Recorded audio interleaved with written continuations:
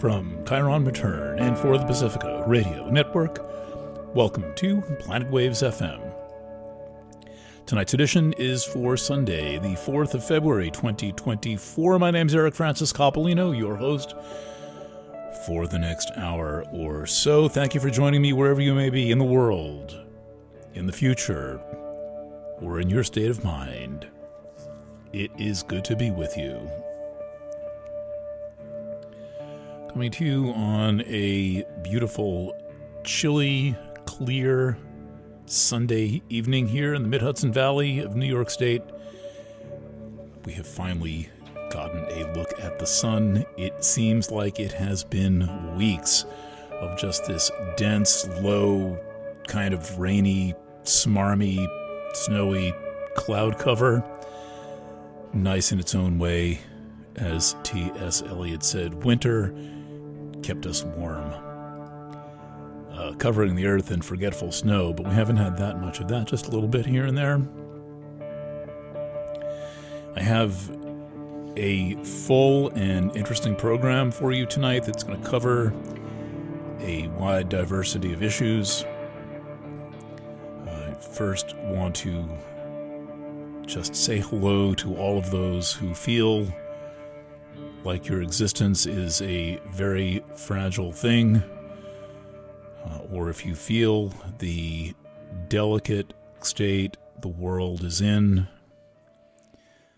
I do not think this is any kind of a time to be stamping around on the surface of the planet or talking proud.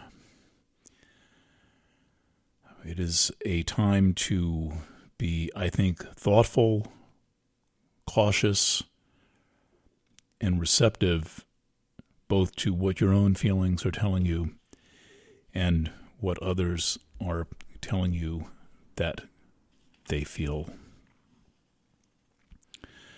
I am finally home. I finished the written readings of Somewhere in Between, and then by some coincidence spent 3 weeks out of my apartment.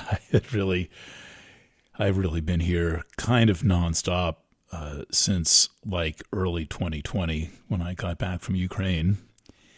And it was good to be away and good to see some different scenery. I was only staying about 8 miles south of Kingston most of that time, though I was in Massachusetts for a while also working on an important personal project. And then I came back and decided to hang out in an Airbnb, cheap, it's winter, and do the video recordings. And I guess I'll be going back there to do the next series of video readings. But anyway, here I am. And while I was staying 8 miles away, I made little improvements to warm up my home because I was living in this place that was just so cozy.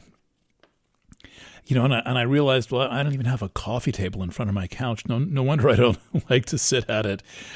And because I had little dogs who had a tendency to pee on everything, I didn't have a rug in my living room. You know, the rugs would last about maybe a month under the administration of Jonah Kelly Francis and his sister Ocho. And so I made these little improvements, and we have been dealing with the civilization that lives behind the walls, these little gray people who come out. A couple of housekeeping thoughts. As I was about to go on air, Cindy sent me some videos warning about a pet food problem. I'm going to do a separate Substack about those and send them out. I'm aware through my contact with a certain person in the EPA in the name of Dr. Kate Jenkins what a serious problem commercial pet feed is. And I would say that if you love your cat or your dog or your goat or whoever it is, don't give them this rendered, disgusting, inherently rancid, ash-filled garbage that's called pet food. Even getting cheap chicken in the supermarket is far better than these horrendous feeds. They don't need all these vitamin supplements that people think that they need and that the vets sell. And I watched this far in one of these videos where the person presenting said, "Look, if you give something to your cat or your dog and they don't want to eat it, don't force them to eat it. Don't doctor it up. If they're not interested, don't make them eat it. In fact, your dog in particular will tell you what is safe for you to eat. I wouldn't eat anything my dogs wouldn't eat, and I wouldn't feed them anything I wouldn't eat. We basically ate from the same pot for many years. And fortunately, I have simple tastes and don't need to put onions and garlic in anything. So please pay attention. I will, again, be sending out those YouTubes via a separate mailing in a few hours, fairly soon after you are starting to listen. I got 2 customer service phone calls on Monday for Planet Waves during quick meetings. I wrote down the phone messages and I lost them. If you're one of these people who needs assistance with your Planet Waves account and you talk to me on Monday, or even if you didn't, or if you have no idea whether or not you're a subscriber, please write to us at cs@planetwaves.net. Planet Waves is the only corporate sponsor of Planet Waves FM. Chiron return, quote-unquote corporate sponsor. It's a little S-corp. That would be me. And I make sure that a portion of the money, the revenue that comes in from my astrology work gets dedicated to this radio program and the associated newsroom, which is currently on break. We who work 1,185 days nonstop on the virus story and the PCR and building that chronology need some time, not totally invested around the clock in these things. Though, as you're about to hear, I am continuing to track the issues, and fortunately there's some very bright people around me who are quite up on the issues and keep me informed. Someone sent me an amaryllis blossom peacock flower thing in a little jar in a flower pot that you unwrap, add water, and keep warm. And it has recently just manifested into this positively glorious thing in my kitchen that has the approximate personality of a pet giraffe. I mean, it is huge and absolutely beautiful, and I keep walking up to it and saying hello. Whoever sent that, thank you so much. And there may be somebody listening named Zaina, who I guess she was moving and she took all of her pottery, all of her dishes and cups cups and bowls and a teapot, and packed them in a box without very much padding and just sent it to my P.O. box, and half the stuff made it. This is going back a couple of years. And I wrote to her to thank her, but the letter came back. So I don't know, Zaina, if you're still listening, thank you for that. Someone figured out that I like handmade pottery, or I maybe keep saying it. And I use the stuff that Zaina sent every day. So thank you. And a couple of musicians have sent in their stuff. And the way the past 3 months have gone, I've just not had a chance to break into anything new. Some of it, I've got to connect my DVD reader to read one particular piece that came on a CD. So thank you for that. Independent music is welcome. It would be good if you sent me a hint in advance and maybe one track to get my attention. Just in case when it comes, I don't have a lot of time to listen through it. And I'm always interested in ideas for particularly indie artists, not signed, low circulation, unknown by most people, as today's is kind of on the borderline. They should be more famous than they are. We'll get to that in a bit. The last portion of the program is already posted as of now. I did that first. I knew that it was going to take very high focus, a lot of documents involved, and the need for kind of very high level of spin control. That involves a revelation that I had over the past couple of weeks, really, that Cindy put the final piece in the puzzle for me yesterday or the day before with a Yahoo Finance News article. And this covers the dark money funding of the Me Too movement, particularly the Me Too movement against me, with 5 local charity-type organizations being paid off by one billionaire to basically attempt to erase me from the community.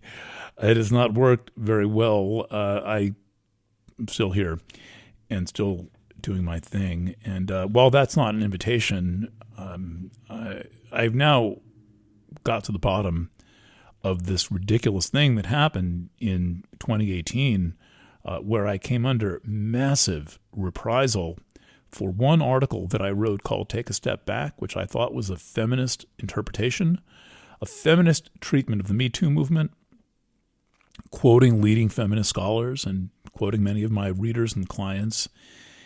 And there was still one part of this whole thing that I just didn't understand. And now I understand it. So that isn't the last hour.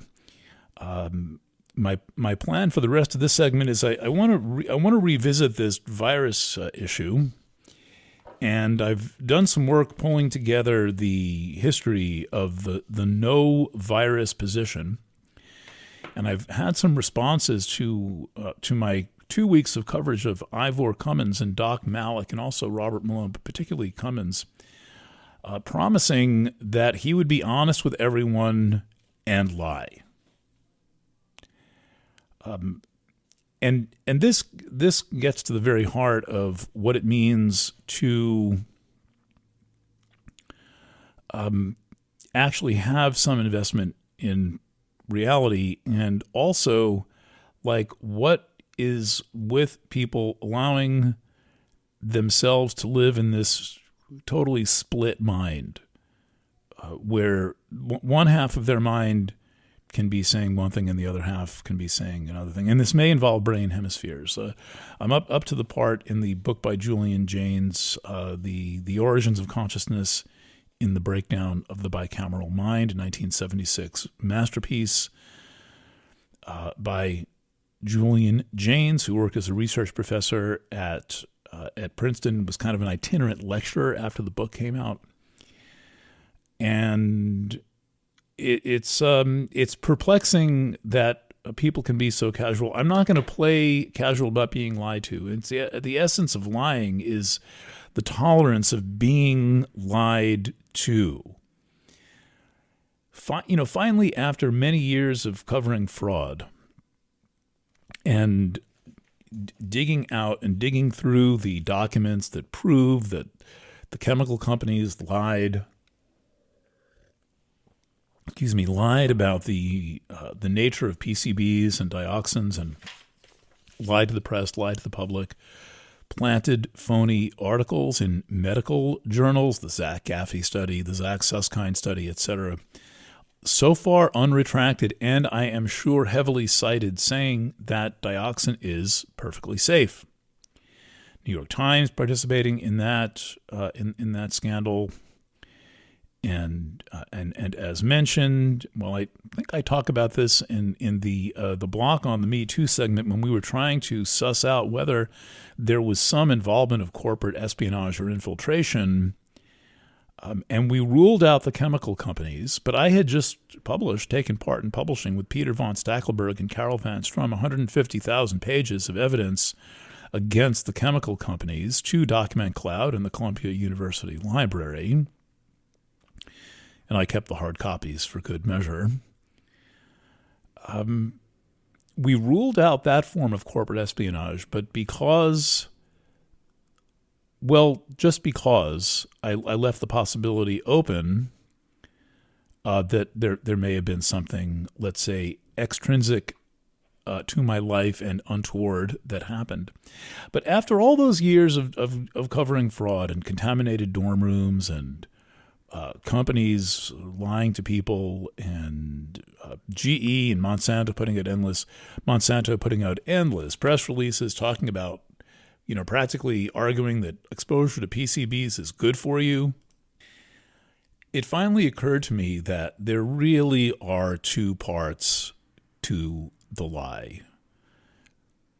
There's the telling the lie and the motives for doing so, and there's the believing the lie and the motives for doing so. And I say this knowing that fraud is a self-concealing crime. It is designed to hide. It's called fraudulent concealment. And so when there is fraudulent concealment, there is concealment, and there is an expectation that it is going to lurk below the surface, because that is the entire business plan of fraudulent concealment. But there comes a time when people know everything they need to know that there is a problem. And then they start making up excuses. They tell themselves stories about why it's okay to keep eating that stuff or living in a contaminated dormitory, or why it's impossible for them to leave East Palestine, even though their hair is falling out and they're getting sick and they look like they've aged 10 years in 1 year. I believe we're at the first anniversary of that incident, by the way, right now. I didn't prepare something. I'll do something for next week following up on East Palestine and see if maybe we can get some guests. But as far as I know, there has been no movement and no action. It would seem to me that the people of East Palestine are waiting for the government to either assure them that it is safe or warn them that it is dangerous. And I assure you that they will do neither. That the assurances of safety will be tepid and non-committal, kind of left-handed compliments. And there will never be a warning issued by the government, which would not want to have a repeat performance of a Love Canal or a Times Beach where the entire communities needed to be purchased by a thing that used to exist called the Superfund. But nonetheless, in all these cases, people actually know. I was at Love Canal back in September, and the people living there had a good idea what the extent of the problem was, and I heard a good few excuses about why they weren't going to move, and it's always some kind of a circumstantial thing. But if someone's house burns down, I mean, that's it. The house is burned down. So the chemical exposure is like your house burning down, but it's still standing there, arguably livable. And in all of the things that afflict us, whether we're talking about the COVID shot, or we're talking about super toxins in one's environment, there's always a level of understanding and a level of knowledge. And often that would, if someone put together what they knew, if they actually wrote down a list of all the facts of which they were aware, there would be quite a few facts. There would be enough to completely understand that there is a serious problem. And from that moment on, it's on you. This was the thing that was so, to me, infuriating about Ivor Cummins, this widely respected presenter who posits himself as someone who works in only hard data. He's a hard data guy. He is an analyst saying, I'm not going to watch the channels of those no-virus doctors who are, as we all know, the Sam Bailey channel with the research done by Mark Bailey, Dr. Kaufman, and Dr. Cowan. They all make extremely compelling presentations. And between the Baileys and Mike Stone of virology.com, the history is presented all the way back to day dot, as Doc Malik says. When you go back to day dot, you find out that that first study really didn't have anything going on there. You find out that rabies was never shown to exist as a virus or really anything, that polio was never shown to exist as a virus. Last week we heard about syphilis. And yet there are a great many people who have knowledge, or they should know, based on what they have heard, read, been told, been warned about, who still just want to pretend that there's not an issue. And so Ivor said that he didn't want to listen to the Sam Bailey channel or the Andy Kaufman channel, because if he did, he would then be able to put the pieces together on the problem with the missing virus. And he did not want to go there. He did not want to have let's say, full knowledge of the problem.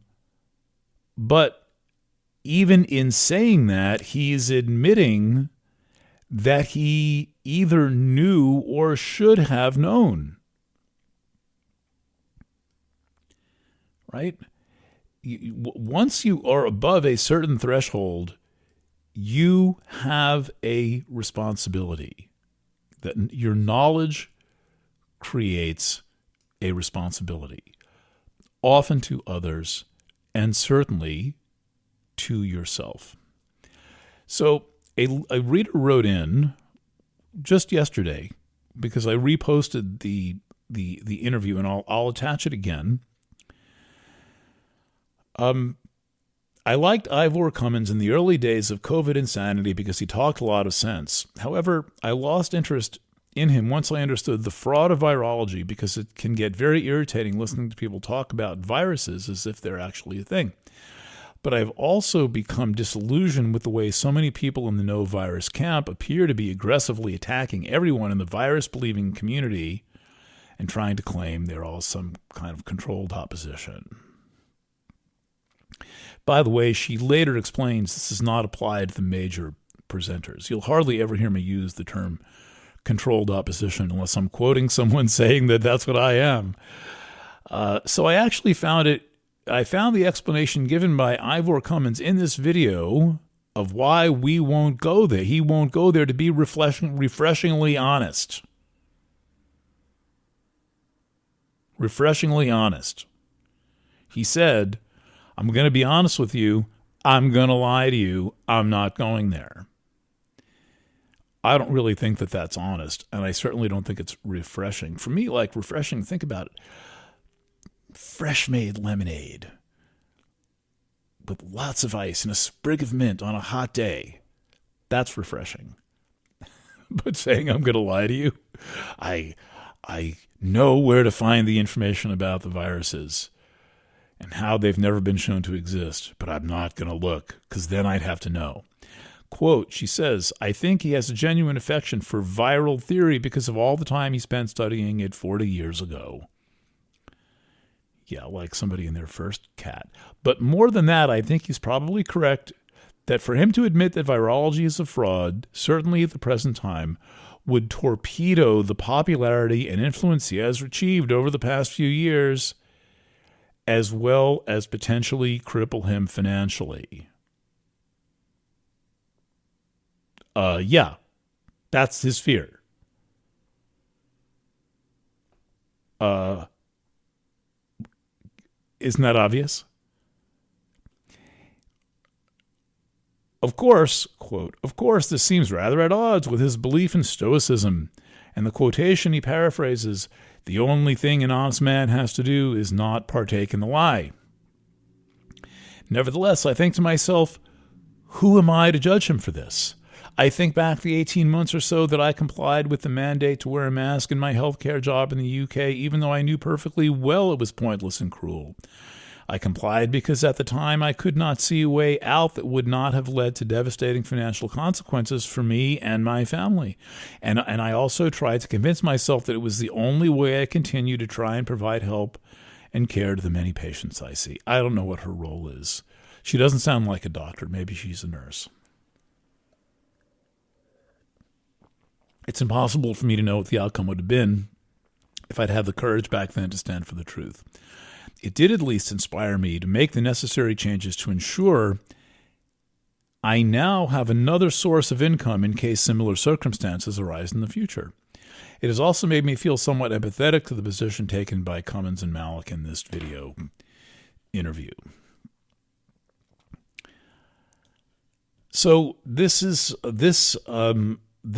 letter, I think, is it seems sincere and seems authentic, but the circle's not closed.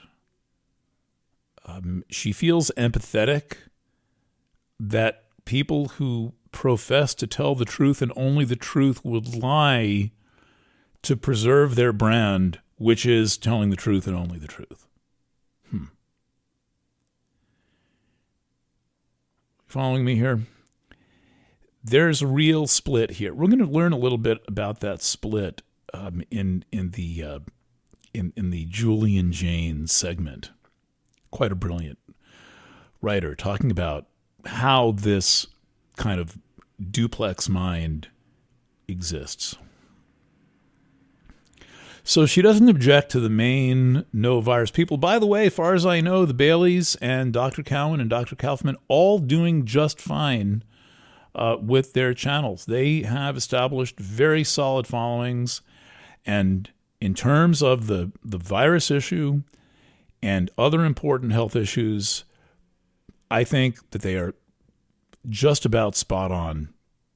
I have little issues with all of them, but for the most part, minor ones. And I'm not talking about the shape of the planet. I'm talking about just what you tell people about their bodies and their health and about vitamins. And by far, I think one of the very most successful channels and the most honest is the Bailey's channel. And Mike Stone at Virology he has got the goods. He should be awarded an honorary doctorate for the work that he has done. And I just, wonder why there is this tolerance for being lied to. Now, it may be that people feel as if they can relate to those who have lied because they have to, and he's empathetic that he might not have any money if his fans all, leave him. But for a year, I watched Cummins thinking, how does he not get this? How is this whole thing based on a kind of a phony position? And he's going on and on and on about how real it is. Then he criticizes people for claiming that it's real. Look, this is all supported by a profound lack of self-awareness and a very high tolerance for deception. And ultimately, it is about a split in consciousness. And I understand that once that split is healed, and once you kind of attach the two hemispheres of your brain or your personality or your psyche, or you get your chakras talking to each other, or whatever model works for you, that will compel you to act on certain information once you have it, that you cannot pretend it doesn't exist, that you cannot compartmentalize certain things anymore. And humans, we definitely need to compartmentalize things to an extent for a while. I mean, you can't eat a hamburger and be thinking about the suffering of farm animals. Even no matter how much you need or feel you need to eat meat, there has to be some compartmentalization there. We'd be walking around all day obsessed with death. However, in many practical, easily accessible areas of life, we still maintain the farce. The farce is often maintained as a matter of convenience or as a matter of lack of courage. Because if you acknowledge certain things, then you have to act on them if you're in that zone, and then that takes guts, right? That takes courage to tell someone how you really feel and be honest about it. I don't mean attacking or accusatory. I just mean sincere. That takes courage. And part of the courage that it takes is not knowing the outcome of something. And so there's an embrace of uncertainty that is required once you have made up your mind that only the truth is true and that's all that matters. And much of the struggle that we see is based on this kind of bicameral split. Right down to all the warfare that we're seeing. I'm not going to have much to say about the situation going on in West Asia today. I need to prepare better for it and maybe have a guest on the program to help put things into context. But one of Marshall McLuhan's most astute statements is that all war is between the hemispheres of the brain. And that is to say that we are at war with ourselves, and then that's projected outward into the world as this kind of real-time hot war and standoffish Cold War and all kinds of threats and terrorism. And so far as I can see in the world right now, there's not a big movement toward healing this. There's not really an understanding that we have to work this out inwardly, that it's a spiritual issue. I mean, forget the fact that the spiritual issue is fueled, provoked, aided, and abetted at this time by complete over-immersion, uncreative over-immersion in digital technology, where we are just basically deep fried out of our bodies. There's some things to consider here. And it may seem perfectly futile if you look out the world and see, well, it's all going to shit and therefore nothing I can do matters. And this is the basis of the Course in Miracles lesson. Nothing I see means anything. I've given everything I see all the meaning it has for me. And setting aside the outer world for long enough to consider your inner world. And as I've said many times, the real crime of all of this new technology, I mean, going back to the electric light, which is still very recent, has been to kind of obliterate inner consciousness, inner space, the personal interior sanctuary, where you can go and be quiet for a little while and listen to yourself. And I think the more people listen to themselves, the more, well, the better our lives would all be. I don't know how you feel about modern bluegrass, but I've had some fun encounters with it. And one such group that I truly love is called the Dead South. Now, these guys are Canadian, and they are in the great tradition of Canadians understanding something better about the American heritage than Americans do. I have a lot more to say about the treatment of the South and Southerners as a culture and as a society by Northerners.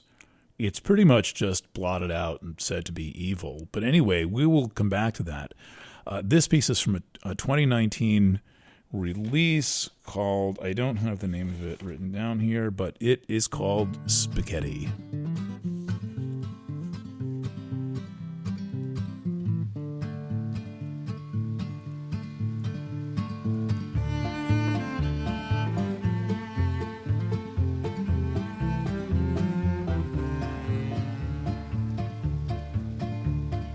Mom made something sweet, it's good for you to eat, but you were out late messing around. Girls are in your hands, dangerous charm you don't understand. The other men will burn you alive. You're just naive, boy, you better leave, boy, tonight.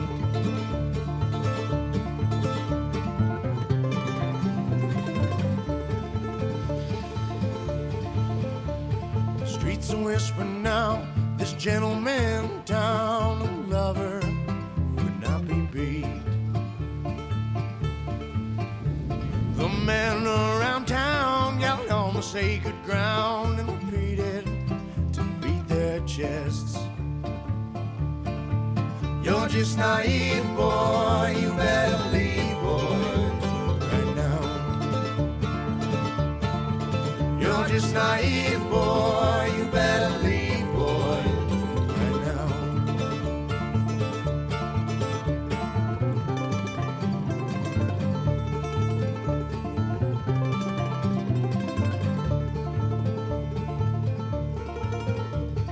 Hiding as you can, too weak to even stand. Your bones don't fit your skin no more.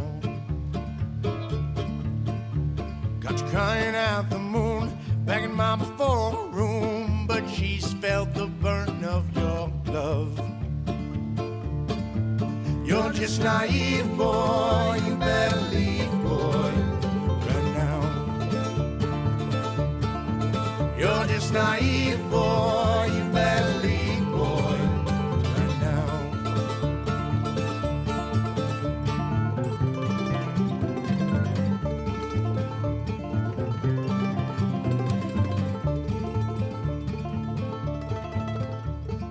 Got down on your knees to pray, asking your father in his grave. He whispered, son,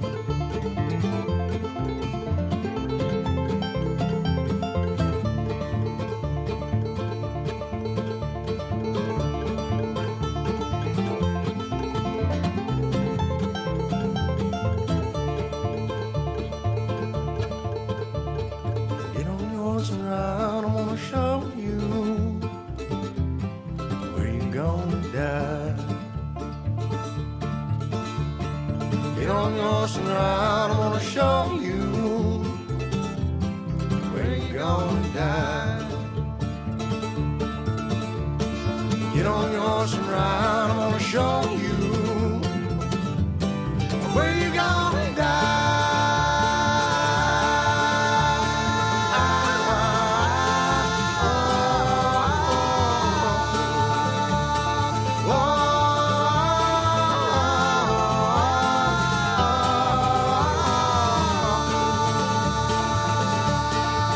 You're just naive, boy, you better leave, boy, right now. You're just naive, boy, you better leave, boy, right now. You're just naive, boy, you better leave, boy, right now. It's a blessing turned to curse, your charm worked in reverse, and a love song that is burnt in my mind. The Dead South on Planet Waves FM Pacifica Radio. I would like to thank all of those of you who support the program, particularly with subscriptions to the Substack connected to the program and the nonprofit that owns and manages it, called Chiron Return. That's something that I founded, which is about the teaching of journalism and the training of journalists. There's an invitation in there, by the way, to those who feel like they want some more classical journalism training. You may come to me for that at no charge. If you'd like more information, please write to me at efc@chironreturn.org. That'll be easier. Much less email in the Chiron Return box. efc@chironreturn.org. Chiron Return has a mission. Part of that mission is to put out this program And it is also to maintain an infrastructure of the ability to cover the news at a moment's notice, always a Planet Waves tradition. And we have a document repository. We're the authors of the COVID chronology, now about to go into, I think, its very last draft. Allison Ogden out there in Radioland is going to pluck out the remaining errors. Anyway, this small organization has a small budget, and we do a lot with it. The amount that we do with the tiny amount of money that we have is genuinely astounding. And look, it's partly the fact that I am willing to offer myself fully to the projects, and that I am able to motivate people to be involved and serve the public and learn and grow and be part of a tradition of honest journalism. And we can do that because you help. Now, I realize it's kind of amazing to me, but, more than 99% of listeners to most websites and radio programs, blogs and channels and all that do not support them. And I think, God, if something is worth my time, it's definitely worth my $8, especially if I have it. And especially if the presenter is responsive to the public and answers email and takes ideas and keeps showing up, that's who gets my subscription dollars. Heck, if all I need to do is learn something on a regular basis, and I'm there. So I would ask you, if you would be so kind, and you have not done so, please get a paying subscription and maybe tap on the link, the donate link, and make a donation and help us keep doing this. It's just easier when there's a little extra money in the bank and we can pay the server fees and, those people. So by way of thank you to all who do so.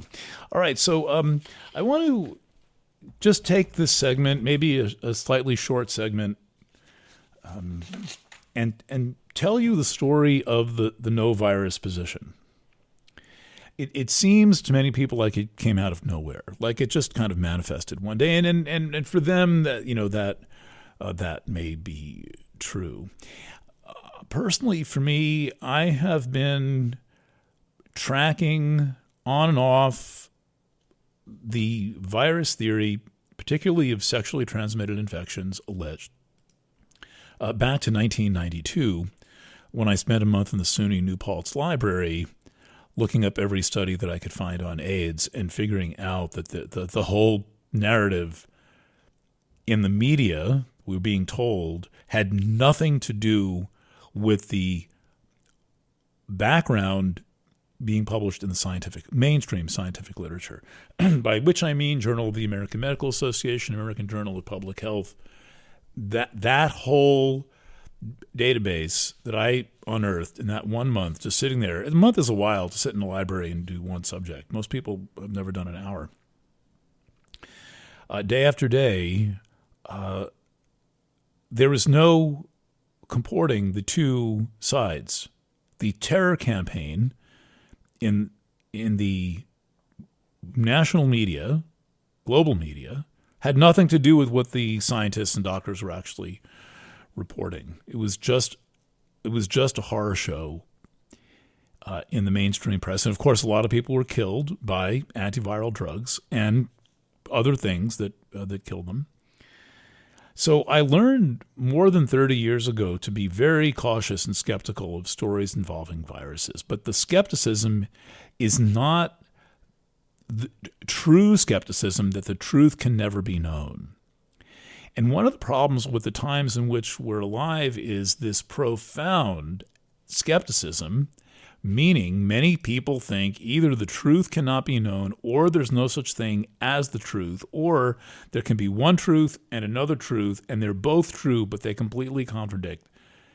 No, that's not what we're talking about on this plane of reality. We're not out in 21D where, everything it can be true. There's another planet if we use quantum theory. There's another Earth where viruses do exist. And there's another Earth where SARS-CoV-2 really was isolated and purified. Now, we're not talking about that kind of thing. We're not talking about quantum or split realities or anything like this. On this plane of existence, it is possible to get to the bottom line of a great many things if one is committed and sincere and patient and motivated by a sincere quest. Truth is a loaded word. Why don't we call it a sincere quest for understanding? And this requires patience, and it really requires you to suspend all that you previously assumed to be true and may have fell for. And everyone on one of these kind of investigations, whether personal or on behalf of the public or both, we must confront things that we were taught and we believe that weren't true. I'm intimately familiar with the personal transformation that Mark Bailey and Sam Bailey went through as they slowly dismantled their previous false understanding of all they had been taught, all that had been force-fed to them in medical school and through medical practice, which made no sense. And Mark says that he got sick of injecting people with drugs that he would never take himself. He realized it was plainly hypocritical. Mark, by the way, is a world-class athlete, a duathlon. It's running and biking. Runs, I think, 19 miles every Sunday. So here he was in peak physical condition, healthy guy, taking care of himself in his late 30s, early 40s, and he got sick of poisoning people. And he's not the first doctor to come to this revelation. Dr. Samuel Hahnemann famously got sick of poisoning people also, and as a consequence invented homeopathy. So one of the core delusions of quote-unquote allopathic medicine, a word, by the way, invented by Dr. Samuel Hahnemann in the 18th century when he needed a word to describe conventional doctors. He made up a word to describe them, allopathy. And the word for the medical practice that he was just making was homeopathy, which means the treatment with similars. And allopathy means treatment with the other. There's an otherness implied in allopathy, which is, we think you have an infection. We're going to bomb your body with a chemical toxin called doxycycline. And yeah, it's going to make you real sick, but it's going to cure you also. And look, I get that people swear by this. They're absolutely certain that doxycycline cured them of something. And I would say that, well, there's not an alternative universe to verify that against. And that plenty of people get well without it. And that the damage needs to be counted. So I want to go through with you a little bit of the history of the no virus movement. In 2020, there were already established veterans out of the gate who knew what was going on. One of them was John Rappaport, who was calling total fraud on the pandemic from January 4th. Thank you, John. When I picked up one of your pieces in March, where you provided the document saying that the emergency use authorizations for the COVID test, the PCR, the alleged COVID test, admitted that it couldn't find a virus, detect a virus, predict onset of symptoms. It did not indicate infection, nothing. And yet it was still being used only to do that. So Rappaport was on it. He wrote the first book on AIDS called AIDS Incorporated. This came out sometime in the 1990s. John Rappaport writes, I forget what his blog is called now. It used to be called No More Fake News, but he's easy to find on Substack. John is one of the Substacks I'm happy to pay to read. So he calls total fraud. Other veterans such as Kevin Corbet, Kevin has been on the show many times, and he did his doctoral work on the sham of AIDS testing, the HIV test, after working for years as a nurse and a charge nurse on HIV wards and AIDS wards in England. He finally went academic and decided that he was going to understand the nature of the testing, and has been one of the most devastating presenters on the nature of the problem. Dr. Stefan Lanka did work in Germany to call out the lack of any evidence of a measles virus. This went to the German High Court, and his case was upheld. He was sued for not giving somebody a €100,000 award when they claimed to have met his requirement to provide a paper showing that the measles virus had been isolated, and they couldn't. They could only produce, I believe it was 4 papers. And no, the offer was 1 paper, and the court ruled in his favor. There's no paper showing the existence of the measles virus. It is a figment of the imagination. Measles is something else. There was a book called Virus Mania by Engelbrecht and Conline, 2 German guys.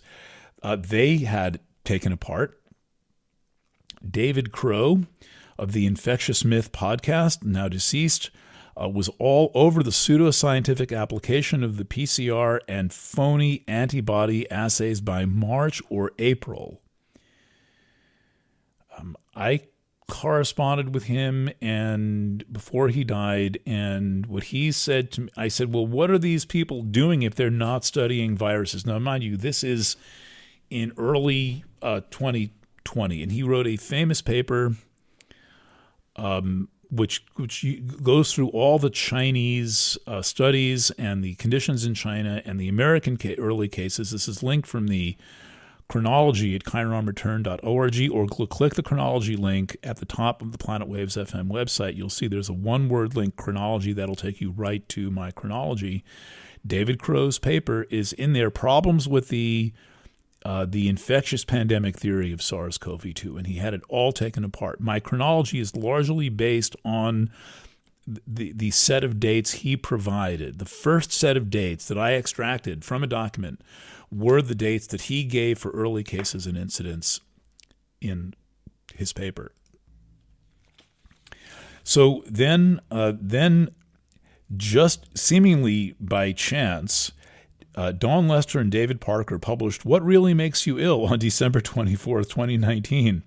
So they were already firmly in the position that there's not a virus. And this is not as strange an idea as it sounds. I'm telling you, it is not the flat earth. It is not alien abduction. It is none of this. This is basic. It comes down to basic common sense. And looking at those early studies and seeing each one of them. Speaking of, Mike Stone, expert in those studies, he was already deep into the research at the outset, posting about COVID and virological fraud on social media in 2020, and then goes more public with virology.com in 2021. He, too, has been a guest on the program and a colleague of mine. I consider him to be a journalist. virology.com. And in 2020, the freedom pandemic pushers appear in the FLCC Alliance. By April, America's frontline doctors are against the lockdowns, as are Paul Merrick and Pierre Corey. So there are a lot of people against the lockdowns, but they don't quite know what to make of the virus problem. By now, everybody should know that at least there is a missing virus problem. There is a question. Those groups are advocates for early treatment for a virus that doesn't exist, however. They don't question the fundamentals of virology, although they acknowledge the test may be accurate and prone to false positives. So here's where you have to look for the schism, right? We throw around the term cognitive dissonance quite a bit, but you have to look at the schism. If someone says the test throws false positives, well, show me a true positive. What is a true positive? going to get to that with Reiner Fuellmich in the next section. Despite the nonsensical case definition and no specific symptoms or signs of COVID-19, these doctors are all claiming that they're battling a novel coronavirus. So you have to watch the positions that they take and contrast the two positions. There should not really be any conflict between the positions that someone takes. If you find me taking a position that seems to conflict with another position that I've taken, write to me and ask me, or put a comment in Substack and say, you seem to have said that and you said that, but I ask you to do one thing. You quote me accurately. Don't make up what you think I said. Well, for this purpose, sure, make up what you think I said. But tell me where you think I said it. By 21, the number of MDs speaking out grows. We may speculate that many became active after their job income was threatened with vaccine mandates. Pete McCullough suddenly becomes a much promoted hero of the freedom community and advocates early treatment protocols that include antiviral pharmaceuticals, which imply that he believes in the virus. Even though they'll still say the PCR throws false positives. What? How do you believe in a virus for which there's no test? And if there is a test, it's useless by its own admission. Most MDs have been sold virological dogma in their training, so they gravitate to the virus pandemic narrative. I mean, it's that simple. They tie themselves up in knots trying to reconcile reality. Nothing novel happening in almost every part of the world, but they're still saying that there was a pandemic based on the virus model. They fall for the false positive test scam, which implies there are true positives in a real virus. This was a big breakthrough for me in late 2021, realizing 2020 that there are no true positives if the test is entirely invalid. It can't be partly valid and partly invalid. So you have a lot of people mindlessly repeating concepts such as natural immunity and herd immunity who also try to cover their bases saying, I'm not an anti-vaxxer. Which vaccines do they support, and why do they support them, and on what basis? What's the connection between the claim of the existence of a virus and the vaccine, like the flu shot? If you go through if you start to look at where the dots are, don't even try to connect them, well, how do they even determine which versions of their claimed flu are going to go in the flu shot, and what does the flu shot prevent? How do they claim that works? Look, if they're saying the earth is a sphere, let's hear the proof. This is not about just saying, no, you guys are wrong, the earth is flat. Let's hear the steps they take to go from that market. They love markets in China. This is like their favorite thing. They got some monkeys or somebody at a market in China, some ducks, and like they say, that's going to be the flu. That's going to be the flu shot. The people who are saying that the no virus camp is a big red herring are all promoting the virus. The only reason you would argue and say that the no virus position is a red herring is if you accept it without question. And this is the nature of almost every presenter. And many of the no-virus presenters, this vitriolic, culty type of no-virus presenters, well, I don't really think they've really done very much work. I don't really know how many people have made original contributions. You've heard some of them at the beginning of this little presentation. They include Lester, Parker, Kevin Corbet, Lanka, Engelbrecht, Conlin, David Crow, Celia Farber and David Raznick are familiar with imaginary HIV, but have been highly inconsistent with SARS-CoV-2. And then, of course, Kaufman, Cowan, and Bailey, all working independently. The Baileys all working independently. Mike Stone, did I mention him again? And Christine Massey have done original work. And I would add that the chronology is absolutely one of the best journalistic works of my entire lifetime, possibly the best and most enduring one. You guys helped pay for that, by the way. It took 1,185 days of work to put that together. So beware when anyone says, oh, this virus thing, this is just, this no virus thing, these people are just, they're just crazy and there's got to be a virus. Well, like Ivor Cummins and Doc Malik, they may just not be wanting to offend their listeners, not have people cut off their very fickle support, and they may be relying on people like Cummins to support their belief and their lack of inquiry, their lack of personal honesty, their lack of courage to actually ask the questions themselves. Ivor, he seems really smart. He's going along with the virus. Now he tells us, well, if I knew, I would lie to you. I wouldn't tell you. I would deceive you. It's a sad situation, but I think that this is the very essence of the quest of humanity to be able to have the claim of being human. This exact kind of an issue. What do you do with your quest for truth? What do you accept as true, and what are your motives for doing so? What's your investment? All right, let's go back to the Dead South. This song is appropriately called Achilles.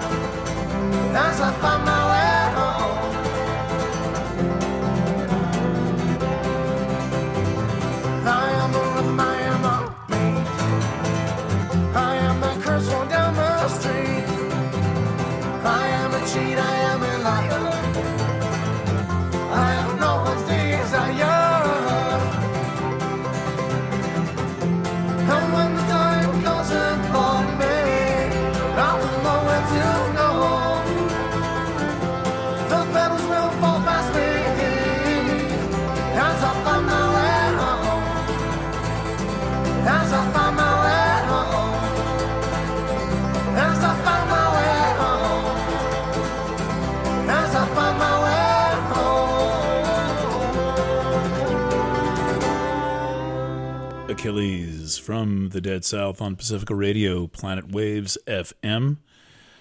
I bet they would be a lot of fun to see live, especially at a festival. I don't know, something like late August somewhere. Coming on with the sun setting and everybody feeling good. One of the things I love about their sound is the combination of banjo and cello. They're very light on guitar. They play. Their string player is masterful, but their majority of songs use banjo as their kind of tenor instrument, and then instead of a bass guitar or double bass, they have, I guess, a single bass, which is a cello, which the player plays like a bass, and kind of it's not too large that he can't kind of wear it like a big ass guitar. And it's such a beautiful combination of sounds, that rich, resonant bass sound. I'm not sure I have any of the selections I've made have that. But there's still 2 more songs coming up. One of the things we seem to like to question now is the legacy media. By the legacy media, I mean NBC News, CBS News, the New York Times, Washington Post, MSNBC, all of these things that are the relics of a previous age. All of them somehow derivatives of entities written about by David Halberstam in a book called The Powers That Be. One of the most interesting books I ever read. I had one of my rare dream voice instances waking up one morning, the very morning that I went to Olympia, Washington with Chelsea Bottinelli to incorporate Planet Waves Incorporated back in the summer of 2003. And the voice said, "Read The Powers That Be." Okay, I don't usually have that voice talking to me, but I got a copy and took the whole winter to read it. I guess I got the copy maybe in August, and it's like 700 pages, and I don't read very quickly. And it's a story of how all these things kind of grew up from very little. Amazon.com type stories, starting a bookstore in the garage type stories, Reader's Digest and things like that. But now these things have become dinosaurs. And one of the problem with these dinosaurs is the amount of advertising that's packed in that supports ultimately an editorial viewpoint that is just toxic. And we think that the advertising is free. You don't have to pay to watch MSNBC. No, you just pay the cable company to deliver it. And then you pay, you pay for the bandwidth and the subscription, but it's free. And then a third of the show is commercials that are mostly selling you drugs and unhealthy food. And you think, that's free. Well, a long time ago, I figured out that these ads consume so much time and bandwidth that they're basically, to the extent that I was watching television, wasting my life. And here we are in a new era. And in the new era, though many people don't like it, and they wish that the programming such as this were just, that no one talked about the fact that there's any cost, right? No one ever questioned the fact that Rachel Maddow was making like $12 million a year to sit there. Why? Not counting all the 50 people on her staff. If you want brave, even simply sincere media, we're going to have to pay for it. It's very important to me that I support the Substacks and the places that I support. They include Rappaport Substack. I support the Baileys with a monthly donation. I support Mike Stone with a monthly donation. I support Mike Dagno with a monthly donation. For years, Christine Massey got my money every month, and others. And that is endorsing and making possible the work that we do. And I would say to you that if something is worth your time, then it's worth your money. And you may think, well, I can't support everything. Well, you may find that a lot of what you're supporting or a lot of what you're reading is completely worthless. And I would say that your time is worth way more than your money. Maybe people just need to read less, need to read fewer Substacks. Maybe if you could only read what you could pay for, you would value it more. I don't know how this works. I personally feel it's very important to support the things that in any way support me. And look, I've got subscriptions to the New York Times and the Washington Post, and I don't really support them, but I need the information. I need to know what is going on so that I can have not necessarily what's really going on, but what they are saying is going on, because what they're saying is going on is an important part of the total narrative. So I would encourage you to have a talk with yourself about what media that you quote unquote consume and what you rely on and who has nourished, fed you, and been real with you all the time. Who has not failed to be real with you. Those are the places that I think deserve your $5 or $10 a month. And compared to internet bills, the freaking internet bill coming into this building is $400 a month. We're not doing anything special. My cell phone bill is outrageous. Nothing special. I don't do anything special. Everyone pays those things. Everyone pays them without question. Well, I'm not cutting you off. I keep coming back. But the thing is, I don't work for money. I work for love. The love of what I do and the profound sense of personal responsibility that I feel, particularly to the mentally and psychologically and spiritually fragile people who really rely on someone speaking to them in a calm, sincere, loving tone. Reiner Fuellmich is a figure on the COVID truth scene, quote, quote, COVID truth scene, who I found to be somewhat perplexing. At first, I was enamored of his Corona investigative committee. It seemed to have some good presentations. Then I watched them badly sideline Dr. Andy Kaufman and Dr. Stefan Lanka, who they got onto the committee. And they went after them on the issue of the virus. Two of the best presenters on the missing virus problem. And we watched this live like some boxing match. And those guys did their best, and it was a completely hostile environment. And then I was doing the Purnima Wah story in the summer of 2022, and watched a seminar on, I think, a Saturday or a Sunday where Fuellmich was on, and so was Purnima Wah, this complete fraud with claiming 2 fake PhDs she didn't have. And Fuellmich invites her on to the Corona Investigative Committee. Never vetting her at all. Well, we vetted her. We found out that there's no record of her existence at the London School of Hygiene and Tropical Medicine. There's no record of her doctoral dissertations anywhere in any of the British libraries where she said she had it. And because I knew Dr. Kevin Corbet, who was the doctoral thesis sponsor, and a Viva Voce committee member, he knew the rules for doctoral degrees in England. He knew where to look. He knew who to ask. He knew people at London School of Hygiene and Tropical Medicine who personally confirmed to me. And Reiner invites her on the show. The show, it's supposed to be like an investigative committee. So I've had my doubts. And then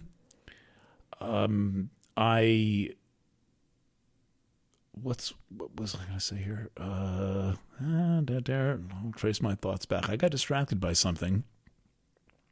I opened up CHD, which I still get their mailings. Children's Health Defense, Robert F. Kennedy.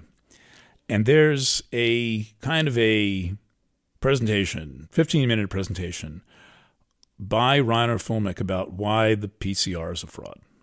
Now, Fuellmich is a virus pusher. And it was the most awkward thing. Well, that's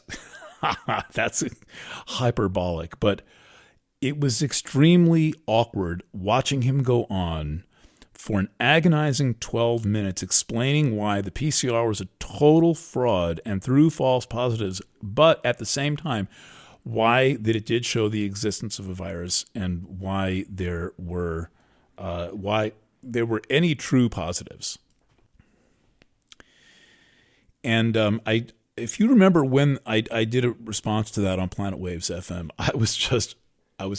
I guess the word is apoplectic, bouncing off the walls, completely incredulous that he would give this absolutely irrational statement of the fraud of the PCR. This is, by the way, I didn't say that he claims to be a fraud lawyer who was involved in lawsuits. He doesn't ever say anybody else was involved, against Deutsche Bank and VW. So this is what we are told. This is what he tells us about himself, is that he's a fraud lawyer who's taken on two of these massive corporations. I believe he claimed to be involved in the VW scam about their rigged diagnostics, engine diagnostics and emissions scams, and some other fraud by Deutsche Bank. Apparently, that's their specialty. So, I have never been able to discern a fraud attorney in his thought patterns, in his thought forms. I've known many fraud attorneys. They've taught me a lot. Rexford Carr, Gerson Smoger, Paul E. Merrill, Roberta Straub, unlicensed attorney Carol Van Strum, law school graduate, unlicensed attorney Bill Snyder, who taught me how to spot and write about, understand, conceptualize, and see the issues in fraud. I could never get Reiner Fuellmich into the category of someone who could think in such a way that would enable him to litigate a fraud lawsuit. But that's as far as I'll go. I would love someone to provide me one of his pleadings in the VW or the Deutsche Bank cases. I'd like to read his writing with his signature below it. Haven't done that. As far as I know, it's not in circulation. Then one day we find out that Reiner Fuellmich is in jail, arrested in Mexico when he went to visit the German consulate to renew his passport. There were some form of German special agents waiting there to arrest him for fraud, embezzlement. And I don't know how long this has gone on. I guess about 6 months, just guessing. And I get reports from somebody named Elsa. I get updates from someone. I've corresponded with her briefly. I can't get her attention again to get her on the program. She said she would come on the program and tell us about Fuellmich. But she is his window to the world. She is his person kind of publicizing his situation. And he does have a fair amount of support from people like Mark Crispin Miller and others. And he's associated with Robert F. Kennedy. And the fraud he was accused of, and the embezzlement, it's really a combination of, was stealing money from the Corona Investigative Committee itself to the tune of nearly $1 million. Who has that kind of money? That's my first question. The entire duration of COVID, just for comparison, from the public, not including major donors, me, my dad, my crypto friend, just from the public, from you, maybe we raised $75,000 and paid for all the work that we did with a little help from a couple of extra people chipping in, Planet Waves not charging rent, 700,000 euros. There was some transaction. Now, let's go to a statement released by Fuellmich on something called, it was originally broadcast on Bitel TV, some channel out of Germany. And let's listen to what he says. He is asserting his innocence, and he is asserting that he will be vindicated. I think it is absolutely, completely ridiculous that he spent all these months in jail awaiting trial. Jesus, if you're not proven guilty, you should walk free or post bond or something. But that he's been sitting in jail for 6 months is absolutely insane. I don't care if he's innocent, guilty, a fraud lawyer, not a fraud lawyer, whatever. I don't think that for a nonviolent crime where he's not really a flight risk, he's not going to get out of Germany or the European Union. Anyway, let's listen to what Fuellmich had to say last week, and then I'll come back and we will talk about it a little bit. So the start of the criminal case against me was quite frustrating because the DA's office had been investigating me for over a year in secret. This is in violation of my right to get a fair hearing, but it is also in violation to the long-standing rule that a German criminal investigator, has to also look at the other side and has to give them a fair hearing so that mitigating circumstances, for example, or facts that contradict the whole thing will be heard by him and taken into account. But now that the actual trial has started, and the hearing of the evidence, the hearing of witnesses will start next week, there is a remarkable shift in both the courts and the DA's stance. So I must say that things look pretty good as both the court and the DA, and of course the public too, are beginning to see that something is very, very wrong. There are two totally conflicting narratives. One is my accuser's narrative. Remember, my accusers are the people who were substitutes in the Corona Investigative Committee at the very start, and soon after decided to leave in order to pursue their monetary interests, then failed, came back, wanted money from us. Now, their side of the story, or their story is, Reiner stole money from the Corona Investigative Committee's account in order to finance his high life. That's a lie. Our story is, and this, by the way, coincides with my former co-host story because we both took loans. Our story is, at a time of grave risk for the money in our bank account, in the Corona Investigative Committee's bank account, when we were informed by Sujarit Bhakti's outfit that their account had been attached by the DA's office, we decided to act immediately, and we took money out of that account, both she and I did, in order to save it and keep it from such an attachment so that we would be able to continue with our work, because had our account been attached, our bank account been attached, we wouldn't have been able to pay for the translators, for the IT, for the management, et cetera, et cetera. So that's why we did it, and we did it openly, not in secret. We did it through loan contracts, written loan contracts, and these loan contracts were duly listed in the Corona Investigative Committee's books. And as the court agrees now, I was always able and ready to repay the loan. Why would I not? I was the face of the Corona Investigative Committee.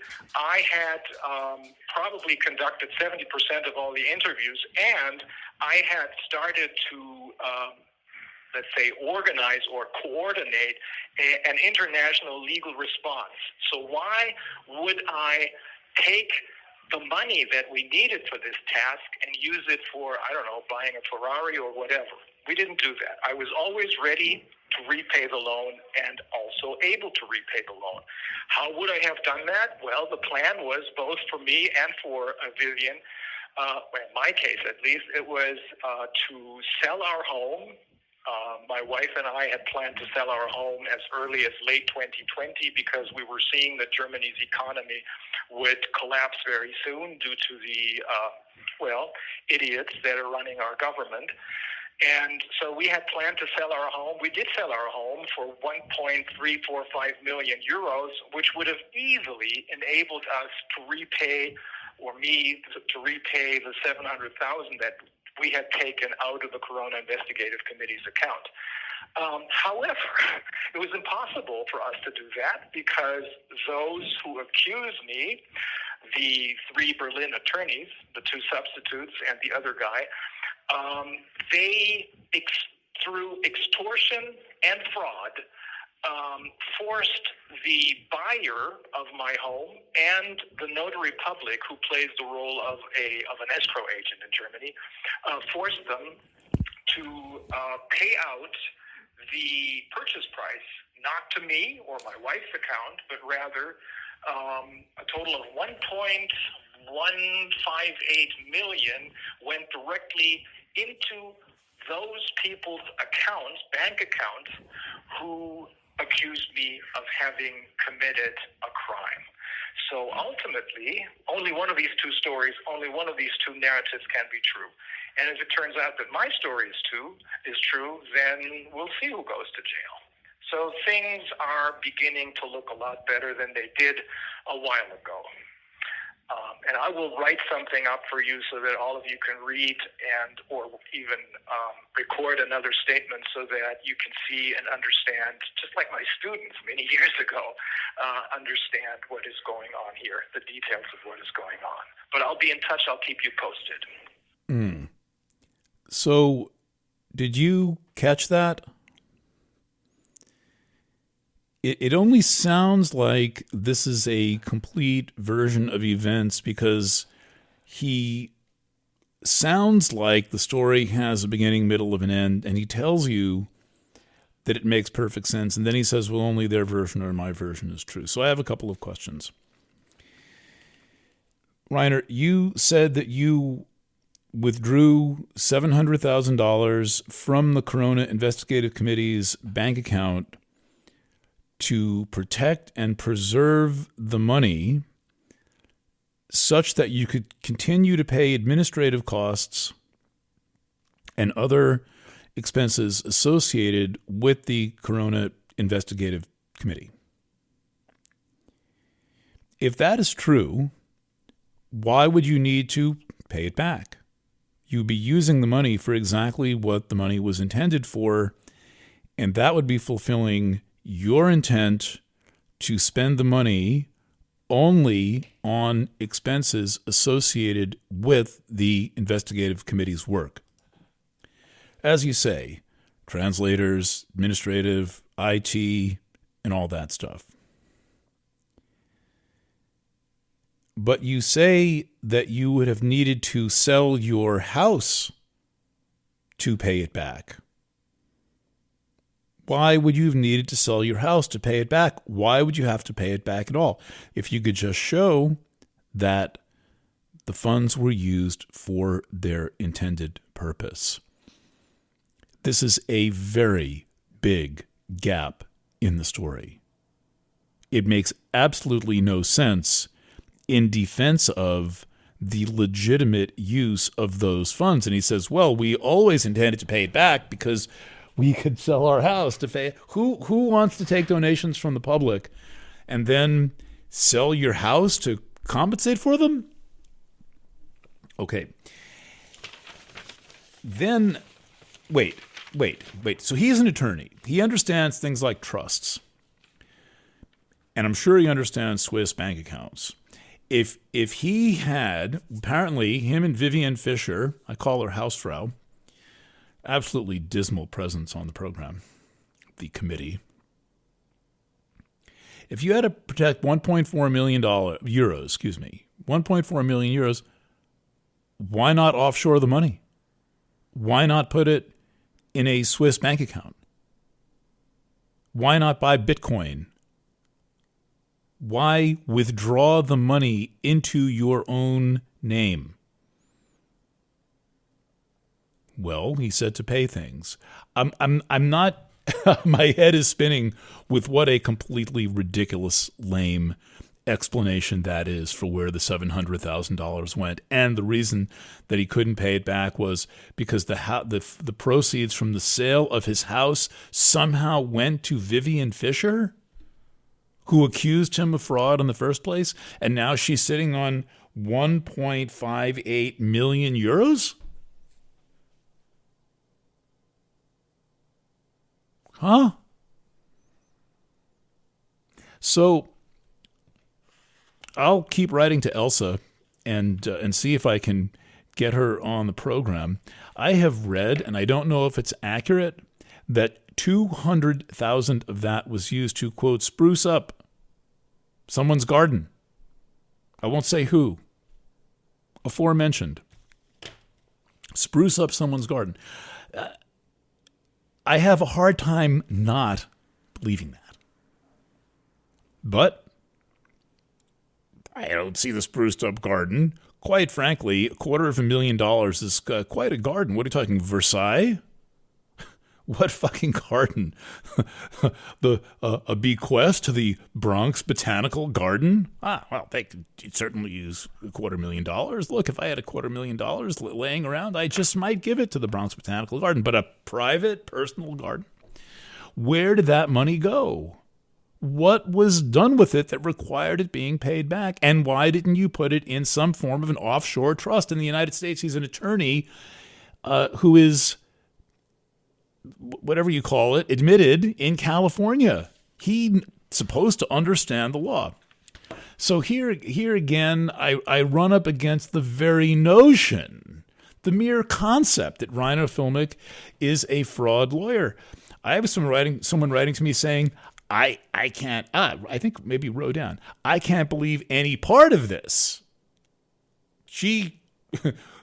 Roe is good for the little shakeup. I'm pretty sure it was you. I can't put him in. I can't place this guy on the map anywhere. And he always has that nicely, comely, homely, friendly, talking in circles. All right. We're not going to get to the bicameral mind thing today, this Julian Jaynes book, but maybe it looks like I've got a few minutes before the next song. So let me tell you a little bit about where this book is going. Again, and maybe there's articles written about it, but it's called The Breakdown of Consciousness. Where's the freaking title? It's like the longest book title since the city of Los Angeles. The Origins of Consciousness in the Breakdown of the Bicameral Mind. And I'm far enough in now that I see where he's going. And I'm like 110 pages in. I'm a very slow reader of this stuff. And I just sit there in the diner and sip my coffee and underline things in pencil and make sure I understand what the heck I'm reading. And I've got to go to the dictionary and so forth. Oh, it's terrible. So what he's saying is that in previous times, the human mind was bicameral. There was one part devoted to human consciousness and one part left available for the gods, basically. And he's quoting the Iliad and talking about, he's describing the ways in which these figures in the Iliad are hearing the gods talk to them. The gods are talking to them just like you hear me talking to you. And he's saying, well, that this is kind of their minds acting up, and he's basing everything on the theory that this is for the sake of the discussion, right? I'm not saying this is how it is, that there's half of the mind that's human and half of the mind that's previously relegated to the gods, and he calls this the bicameral mind. And slowly, the bicameral mind, over the past few thousand years, slowly broke down, and the hemispheres were working in closer collaboration. Now, I want to see him sustain this discussion. He's doing a lot of stuff with brain anatomy and physiology, and one of the things he's noticing is that in the overwhelming majority of people who are right-handed, right dominant, means left brain dominant, that the language centers are on the dominant side, and that they are essentially an abandoned amusement park on the non-dominant side, in the left hemisphere of the brain, if I've got this right. Whatever it's left or right, he's saying that in the dominant hemisphere, the language centers exist, and in the non-dominant hemisphere, they are essentially left vacant, and there's no damage to the ability to speak when they are damaged or removed. But that both sides can understand language. Both sides can hear, but the ability to speak is only coming from one side of the brain. I think this is a very interesting observation. He's citing studies of people where there were physical tests done and patients who reported situations, but there's physical anatomical evidence that he is citing. I'm not saying it's perfect and it's right. I haven't read the papers. I'm saying that this is what he's building on. And this is a a fairly famous book that has stood for the last 50 years. Again, that does not make it right, but there's been plenty of time to tear it down. And besides, this is just a theory, right? He's just positing a concept. And what he's saying is that these areas of the brain that parallel the speech centers basically are left vacant, and they can hear, but they cannot speak, and so they are inherently given to auditory hallucination. And that's our concept of the gods speaking to us, which is very different than, prayer and the Holy Spirit speaking to you. It's much more dramatic when, Zeus says, go kill him. But psychotics have this problem where they hear a voice telling them to do something. And a lot of people with other issues hear voices of parents or others. And in one experiment, the areas were stimulated with very light electricity, and people could hear voices they described as too faint to resolve the word, but they could hear voices speaking. Kind of like at the end of the Planet Waves podcast, I have that simulated voice by Jelko, which sounds like a crowd of people talking, but you can't make out the language, kind of like that. Like it's deep. They're speaking from deep in a fog. So I'm that far in the book where he's saying, well, part of the problem of the bicameral mind is that there's a whole speech center unused that does not have the power to articulate, only to listen and interpret. And then from that, we have this kind of clairaudient imagination. Now, what he's not addressing, and I wonder if he will, and I kind of don't think he will because it's not very scientific, is, well, what if the gods are really talking to someone? You can't prove it.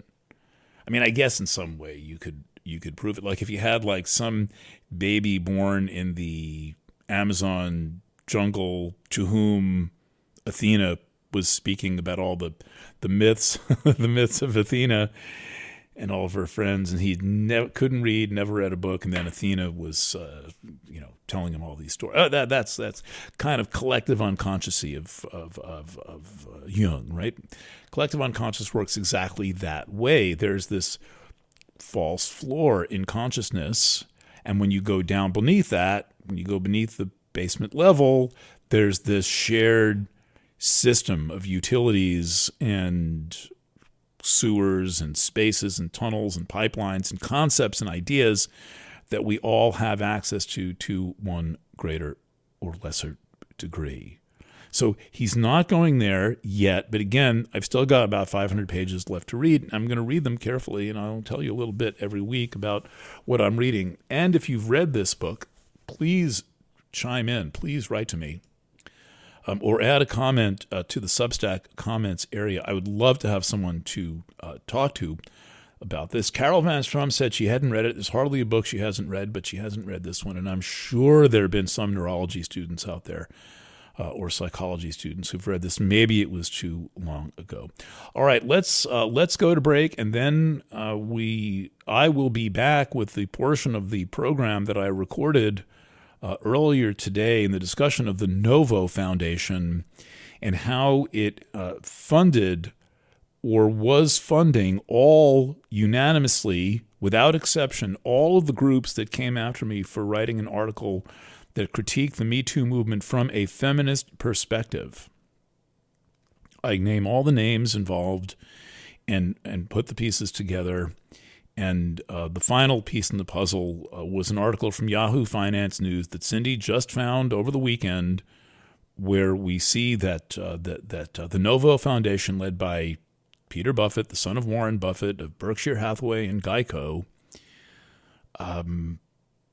gave $34 million to the Me Too movement exactly when all of this was going on. And then all of those people were getting grants, some of them in 6 and 7 figures, and the ones that weren't got them the next year. Really incredible situation. I feel like, I've been dealing with this since April 2018. And I'm sure that those of you who know me, who have followed my work, and who followed this incident, some people really paid attention to what was going on. Will understand what I say when I feel a tremendous sense of relief that I have put together how this happened at all. All the necessary information is there. It is a heck of a journalistic journey, particularly the taking a step back resource area where I give all of the pleadings and the articles that were involved in this, and quite incredible. All right, this is the Dead South's most famous song. It's probably got this is one of those like 100 million hit YouTube videos. One of my favorite music videos of all. Really quite good. I'll see if I can link it, but if not, it's easy to find on YouTube and on Apple Music. And the song is called "In Hell I'll Be in Good Company." Again, the Dead South.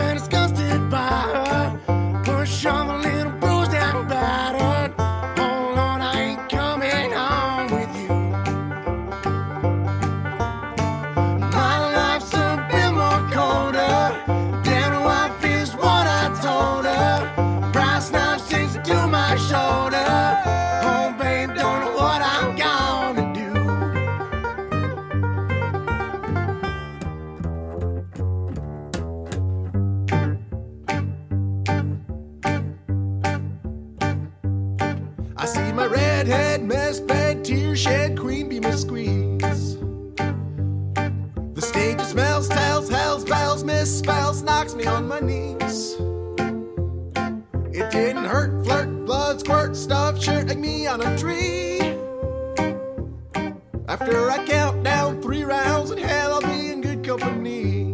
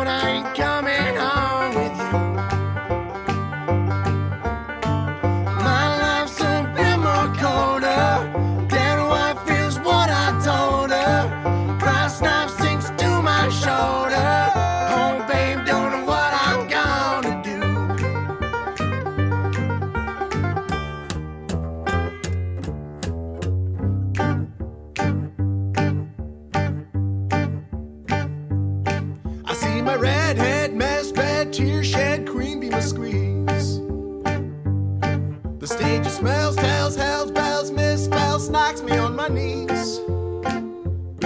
It didn't hurt, flirt, blood, squirt, stuff, shirt like me on a tree. After I count down 3 rounds in hell, I'll be in good company.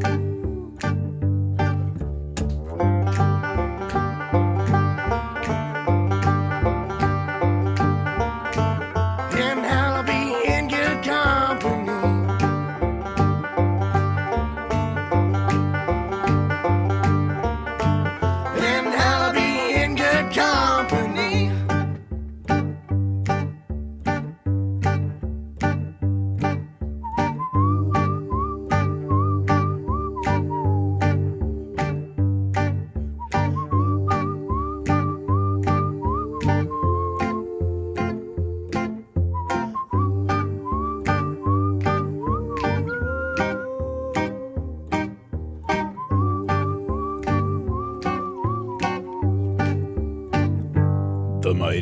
The Dead South. In Hell, I Will Be in Good Company on Planet Waves FM Pacifica Radio Network. I've been listening to these guys all week, trying to pick out my 4 songs that represent something of their sound, and I am happy to say that this has helped revive my relationship with the banjo. My long and somewhat troubled, very troubled relationship with the banjo that began when I was about 7 years old. And like many people, I made one out of a cigar box and rubber bands. Maybe I was 8. It was a long time ago, and I was living in my family's first house after I was born. So that places it well before the age of 9. And I have kept a banjo in good condition for years. And anyway, when I was hanging out at the Astrology Chalet in Rosendale, I brought over acoustic instruments, and one of them was my gold tone banjo, which just had been fairly recently reset up, kind of put back together by Imperial Music down in New Paltz. You're listening to the Planet Waves FM edition for the 4th of February, 2024. I am Eric Francis, and in this edition, this segment of the edition, I want to come back to a subject that I have periodically returned to since the original events unfolded in 2018, and then again in late 2019. And part of why I have kept returning to it is that it is part of my way of keeping spin control over an issue, is that I set the narrative, particularly when the situation involves me. And this is the kind of thing that a lot of people would probably want to just keep quiet and make sure that no one else remembers. And my intention is to make sure that people do remember, and that they have a little help remembering from me, because I am telling you what happened to me.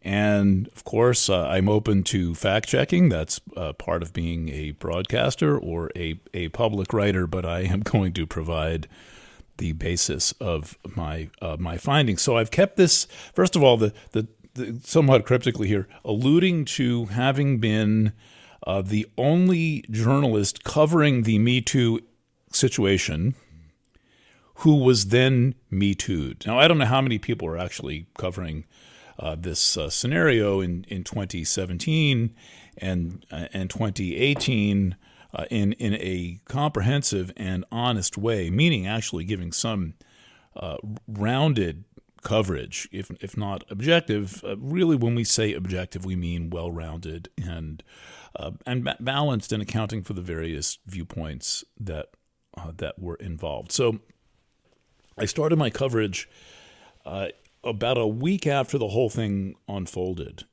in the New York Daily News. In late 2017, out of nowhere, appears this kind of seeming feminist movement where women are rising up against oppressive men, and in particular, oppressive white men, allegedly. Stick a lot of allegedlys in there. And this whole news scenario gained momentum overnight, and it just seemed like it was not going to relent, like it was never going to be over. And I remember watching page 1 of the New York Times, which is something that I do habitually. I probably check the front page of the New York Times 5 or 10 times a day.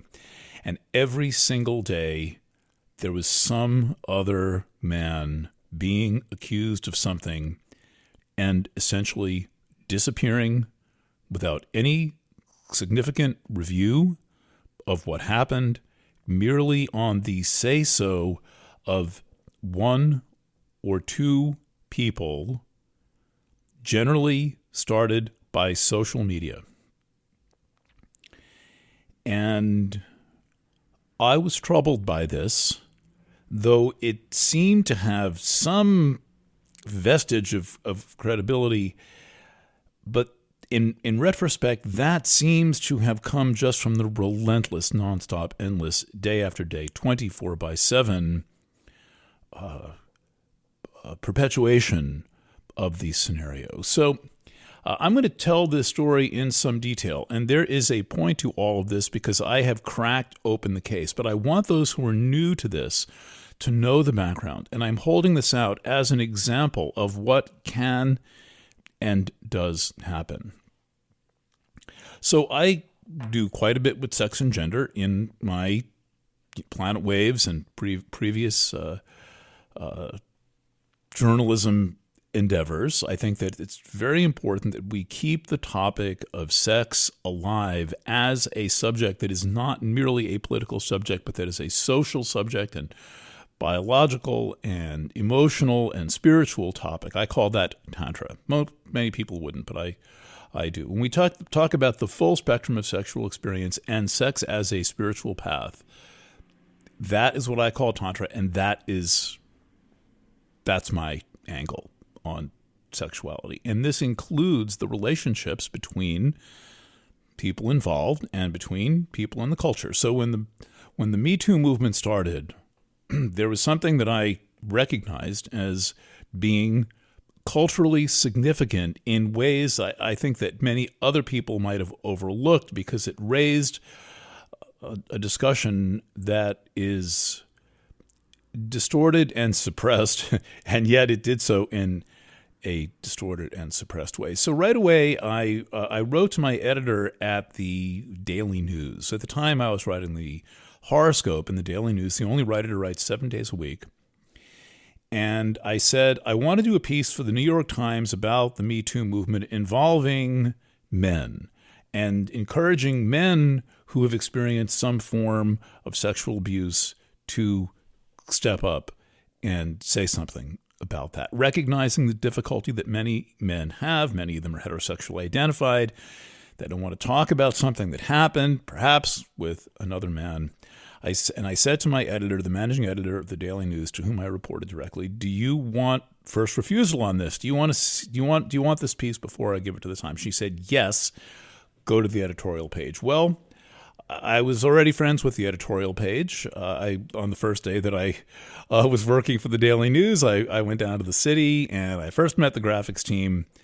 And then I walked to the back and I met the editorial team. And I'm a newspaper man. And so I love newspaper offices and love newspapers and wanted to become part of the organization that had just hired me. And so I wrote to my friends on the editorial page there, and they said, good, let's do something. So I worked with Josh Greenman, the editorial page editor. I thought I was working with I never met the editorial page editor. I had met his assistants, and I thought I was just working with some other assistant. No, it was the actual editorial page editor, I soon figured out, who was helping me shape and craft an article that would go on the op-ed page of the Daily News. And I would be the first man to come out and say, hey, men have had issues too. Let's not pretend that this is all about women. That men have no part in this. So I did this, and Josh worked very hard on this piece with me. Sometimes the editor is the full co-writer, and this was the case with Josh Greenman at the Daily News on the article called I forget the exact title, and I've got it. It's in the Wayback Machine because the whole Daily News now is under a paywall. So that comes out, and this is the first in October of 2017, and I continue my coverage of this and probing into different facets of this, trying to make sense of it. If you may recall, I had Kasia Urbaniak on the program when this show was on Radio Kingston as Planet Waves AM/FM, and we talked for an hour and a half about women and their situation, and then I continued and did my best, as I usually do, to provide a well-rounded image of a situation, without any special agenda other than to be expository, than to unfold it and let you make up your own mind based on the available facts. That went on for about October, November, December, January, 4 months.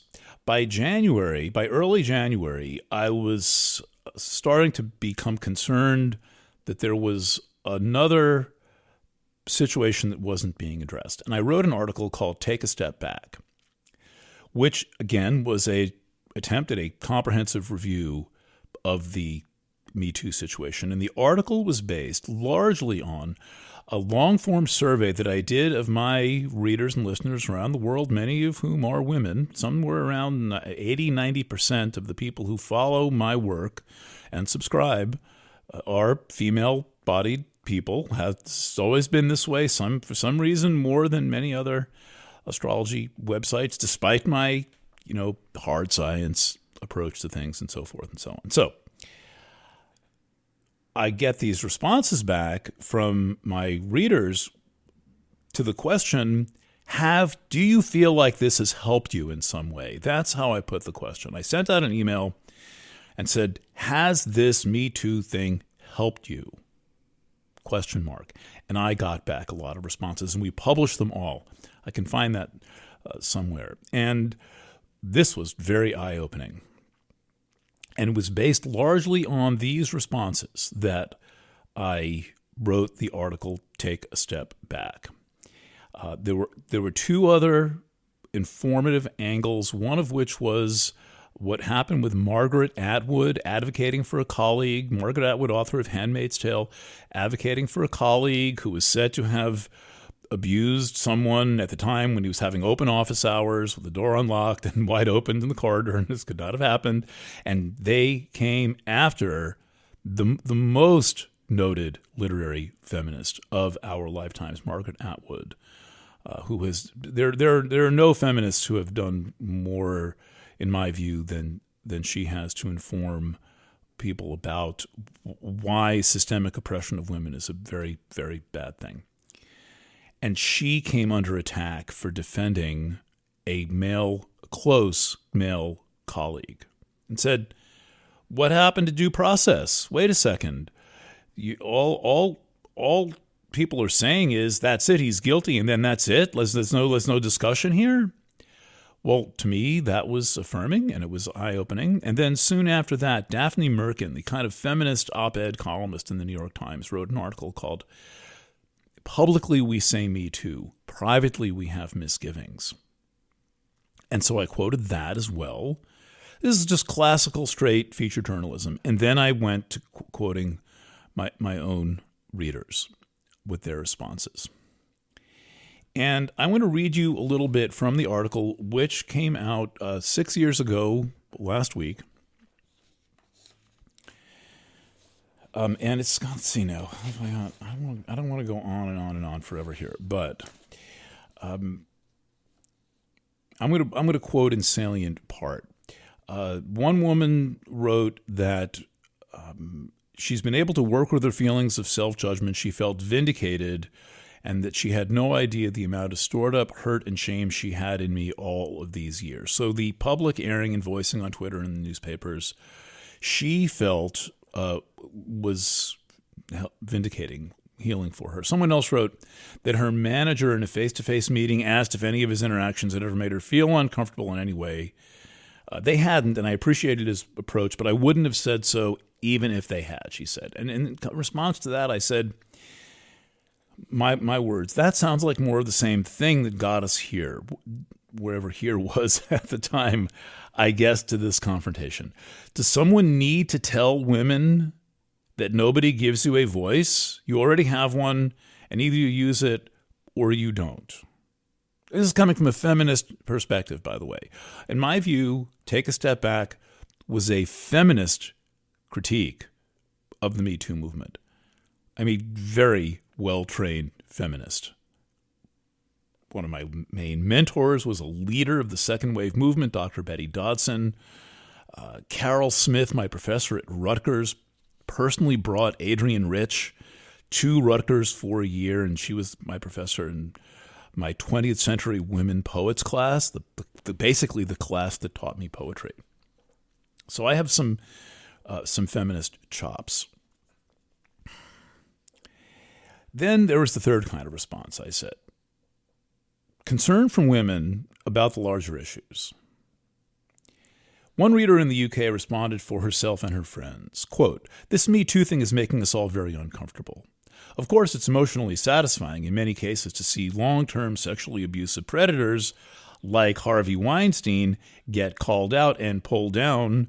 But one thing we've noticed and worry about is that, and then she lists 6 things, most of the pushback when it has been there by Weinstein and other men is against accusers who are women of color. So she's saying that the very, very prominent accused like Weinstein pushed back against women of color. 2, there's a false equivalence being made between a pass or minor groping and violent abuse and sustained harassment. Others have pointed this out, by the way. So she's saying false equivalent between a pass or groping. I don't think groping someone is minor, but apparently she is saying it's minor compared to violent abuse and sustained harassment. 3, it's untrue that somehow everything will be okay if the film industry or the Senate or whatever it is purified without structural change. 4, the possibility of kicking him in the balls, direct self-defense, has been absent. 5, this is all in Take a Step Back. This is my feminist critique of the Me Too movement. 5, the daily sustained abuse of women at the lower end of the pay scale, especially women working in hotels or more private domestic settings or working for the state in prisons and detention centers, has been completely left out of the discussion. Was my words here. All about famous women essentially taking a walk on the red carpet. 6, structural solutions like universal basic income, which would give every woman more power to refuse, have been completely out of the discussion. Last but certainly not least, part 7, we're worried about the complete lack of any process to determine whether a claimed incident happened or not.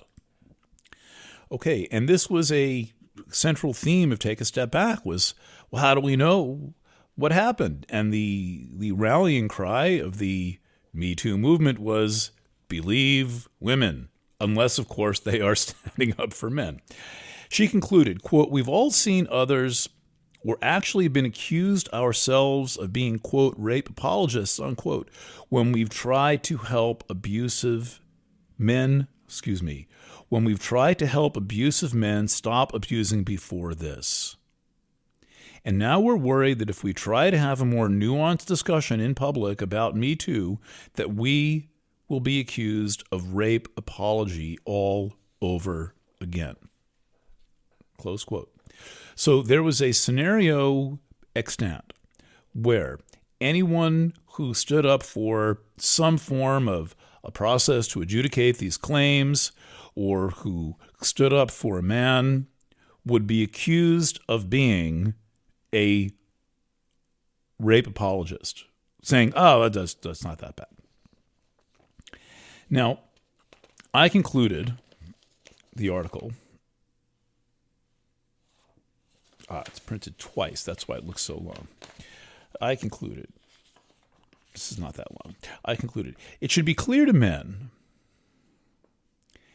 that it's time to take a step back and evaluate our ideas about who and what women are and how to approach women in social and professional situations. It should also be clear that we need to arrive at a mutually acceptable concept of respect, which can only come through a dialogue. Hashtags, protests, and taking out individual alleged offenders is not structural change, and moreover, not about personal healing. These things are much deeper and riskier. Anyone who's experienced sexual transgression and is still in pain needs to speak up where it matters and get help. The first place that must happen is within their intimate relationships. Anyone who cannot share their history with a partner is not in a safe place. A trend on the internet is not about actual healing and does not rise to the level of claiming power. Power is not a mood or a feeling. It's a state of being focused in the present where a situation can be sized up and necessary decisions made. Power is about commitment. It's about working together toward tangible, productive goals, including working with one's presumed adversaries.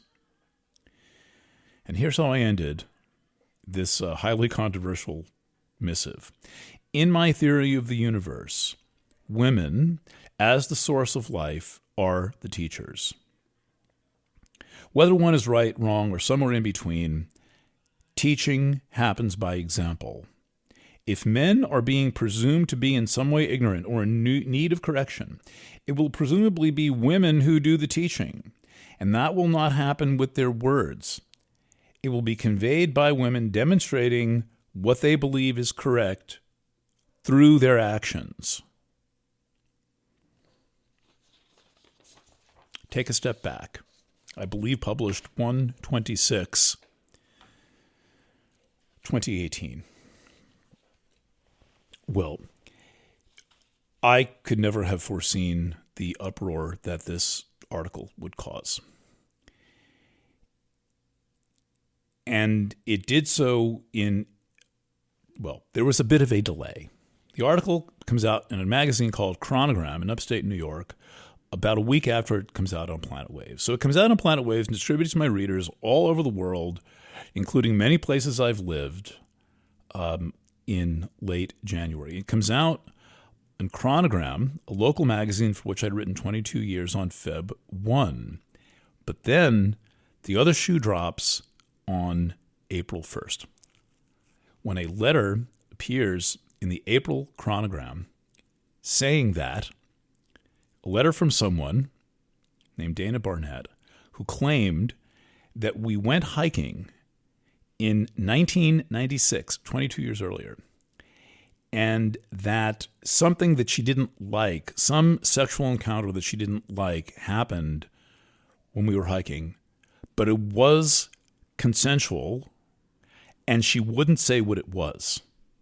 That was some mystery thing. And the hiking, by the way, took place in my friend's backyard, a fairly large backyard, but nonetheless a backyard where I always introduce my friends who come through to the owners, Karen Pardini and Michael Fink.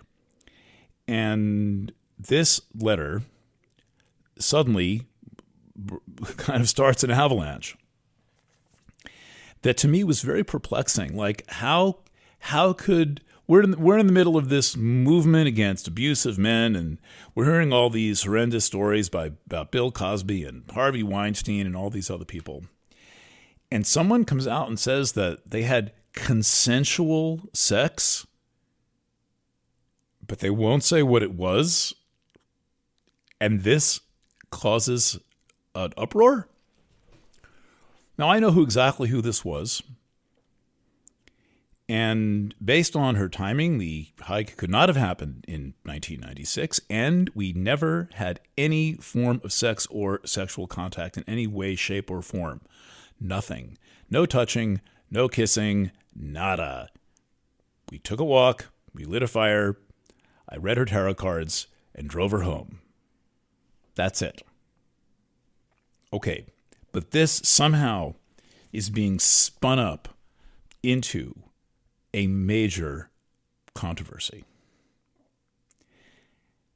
And it was perplexing how something so non-existent, right? She's not even saying she was transgressed in some way. She's just saying that she had an opinion about it 22 years later. And by the way, her proof was a poem that I had given her, which I did. I had written a poem 6 months before I met her, and mailed her a copy of the poem.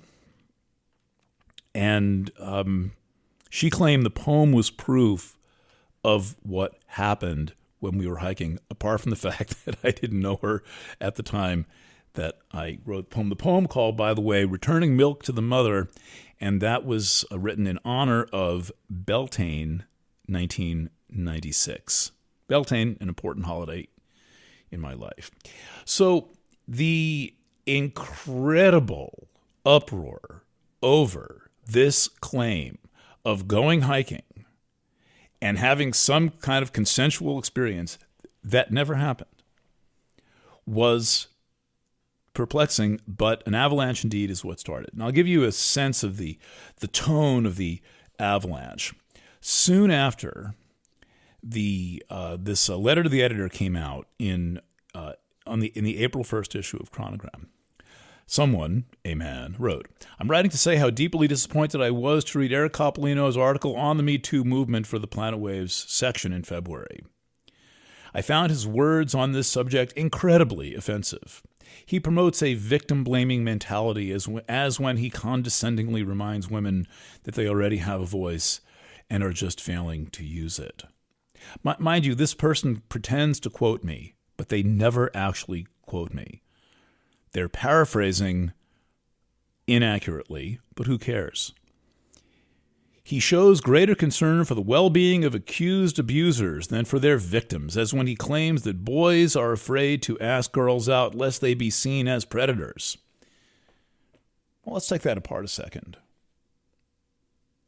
He shows greater concern for the well-being of accused abusers than for their victims, comma. Now he's going to prove what he just said. As when he claims that boys are afraid to ask girls out lest they be seen as predators. Far as I know, the boys asking girls out are not predators, and the only reason I know about this problem is their mothers speak to me about it, because their mothers are my astrology clients, and they write to me and they tell me things in astrology sessions about the struggles of their sons under this Me Too regime. Or, further proof, when he says we should stick to patriarchy rather than live in a world where men are held accountable for sexual violence. That's not what I wrote. What I wrote was, based on all of this kind of guilty by accusation, what I said was, if this is what it means that, quote, the future is female, close quote, no one get the Chani Nicholas joke. The future, that's the t-shirt she wore in Rolling Stone. If this is what it means that the future is female, no thanks, I'll stick to patriarchy. At least there, I have the right to confront my accuser. This is not advocating for the accused. This is saying that in any sane system of justice, a person who is accused can be confronted by and confront their accuser and have a real conversation, even if that happens in court. Okay, he concludes, the entire article displays a shocking level of ignorance and unwillingness to understand the effects of trauma and a complete lack of compassion for victims. So this is what my feminist tome became. And this starts a kind of a local movement, Me Too Kingston, against me personally and no one else. They brought in one other guy like 4 months later who was accused of sending emojis to people. Emojis. And I was, let's see, Chronogram hires an investigator from down in the city. This guy, Ryan Fuellmich, a former federal prosecutor, officially called an assistant United States attorney, who served for 6 or 7 years under Preet Bharara in the second district, the second region of the New York Federal Circuit, the Sovereign District it's called because they're so independent of federal prosecutors. So he steps away from working as a federal prosecutor, gets a job with a law firm, and he's working as a sexual misconduct investigator. They hire him. They hire a big gun to come up and get me. And he comes up with a paralegal and an associate counsel. And I set the meeting in my therapist's counseling room, not in a law firm. This is me subverting their modus operandi. This is all calling for therapy. Well, let's go to a therapy room. And this was the big showdown, right? This was he allegedly listened to all the tapes that someone had collected of everyone accusing me of everything. And at the end of all of that so-called investigation, which mainly involved listening to tapes made by Hillary Harvey, another writer at Chronogram, all he can accuse me of is, I've got the transcript published. He accuses me of consensual sex Did you have consensual sex in 1996? Well, I hope I did, but not with her. Sending a saucy text message, and he asks me if I have ever made any women uncomfortable any time in the last 5 to 10 years. After all, you're a writer who likes to get a rise out of people. Have you ever made a woman uncomfortable in the last 5 to 10 years? I'm like, what do you mean uncomfortable? You tell me. I said, no, it's your word. Let's get a dictionary. And I opened up, Joe, my therapist, keeps a dictionary on his mantle in the therapy room, just for this reason. And I reached for the dictionary to look up the word uncomfortable. And they say, that's it. We've had enough. And they storm out of the room. Wow. A dictionary. And I recorded the whole thing. This really subverted their whole approach. They wanted to have an investigation. They wanted to conduct an investigative interview without a record of the interview. Therefore, they could have said anything they wanted. Well, I saw that coming a mile away. My antithesis to their modus operandi is called a Zoom recorder. You can get them right at Sweetwater for like $50. So by this time, Radio Kingston's fired me, and the Omega Institute, where I was on the faculty and a writer for the website for many years, fired me. And in the process of this, because we began, me and my team, particularly Cindy Ragusa and a couple of other people on my team, Anatoly Ryzhenko, the late, great, fantastic sleuth, we opened an investigation basically the next day, and in early April of 2018, and we sent shoots and roots out through the entire community to find out what the fuck was going on. Like, how is this happening? Like, what's going on here?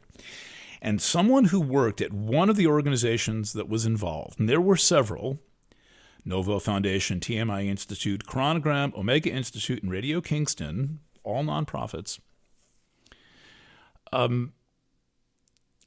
was the executive assistant of someone who took the call from a man named Peter Buffett, the executive director of the Novo Foundation, the son of Warren Buffett of Berkshire Hathaway fame, and who funded Omega in the 100,000 to 1 million category, who owns Radio Kingston and sits on the board of directors and many other things and gives money to all these other groups. And she took the call and wrote the memo that said, Peter Buffett says fire Eric Coppolino. I put that in my coverage, a series called Wicked Game. And Buffett had to respond in the press, in the community press, saying, oh, no, of course not. I didn't do that. But I know personally the person who took the call. This is not hearsay. It's a first-hand source. That's as good as gold. And that only started the let's say, to assemble the pieces of the puzzle of how is this happening that I only figured out over the past 2 weeks. I finally closed the circle. That's why we're talking about this now. That's why I'm here telling you about this. So I had, for sure, Buffett, who he runs the Nova Foundation. It's a $1 billion foundation. Its primary mission is to put money into women's causes. Personally ordering me to be fired. And in addition, I've got money going from him to 2 organizations that fired me. Now, Buffett's, well, he used to be big news here in Kingston because he essentially shows up with $1 billion in Kingston, and essentially it's kind of a sad and forlorn place in a lot of ways. And he comes in and he basically tries to buy the place. And let's see, it connected to this edition Let me navigate through to the page. I've already got those things up.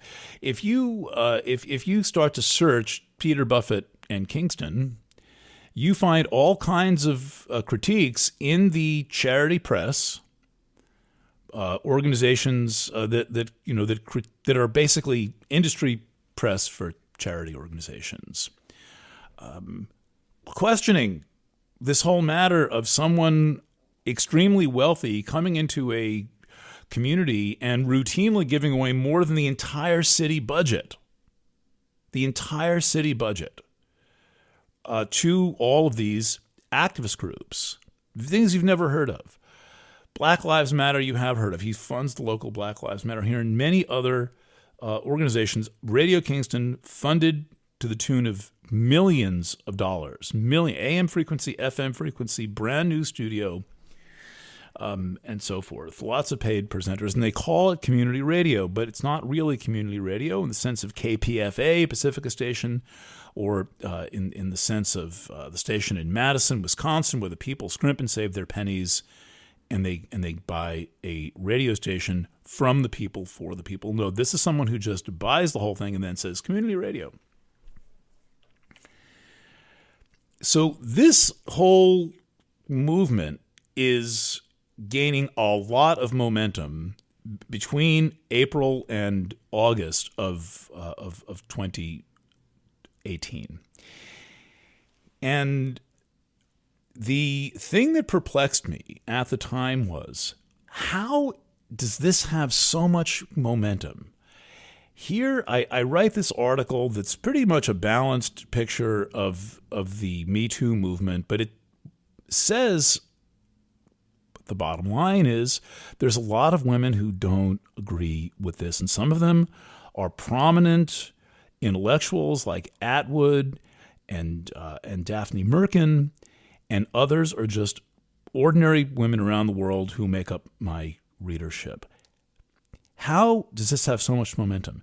Why is this remaining alive in the press? So, for example, Radio Kingston and Omega Institute, they fire me. I immediately charge them with sex discrimination before the Division of Human Rights, and I get hearings. I didn't win anything, but I got hearings and I got to purge their files, and they had absolutely nothing.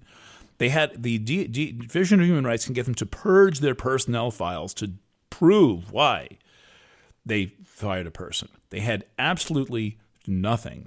And I got to sit through interviews with all of the principals of these organizations in Albany, in a hearing room. I don't think it was as high as an administrative law judge, but it was an agency-level hearing. And I listened to this. That's going on. And the investigation by Chronogram happens, and I'm declared innocent. They say the investigator concludes, quote, "there's nothing here," unquote.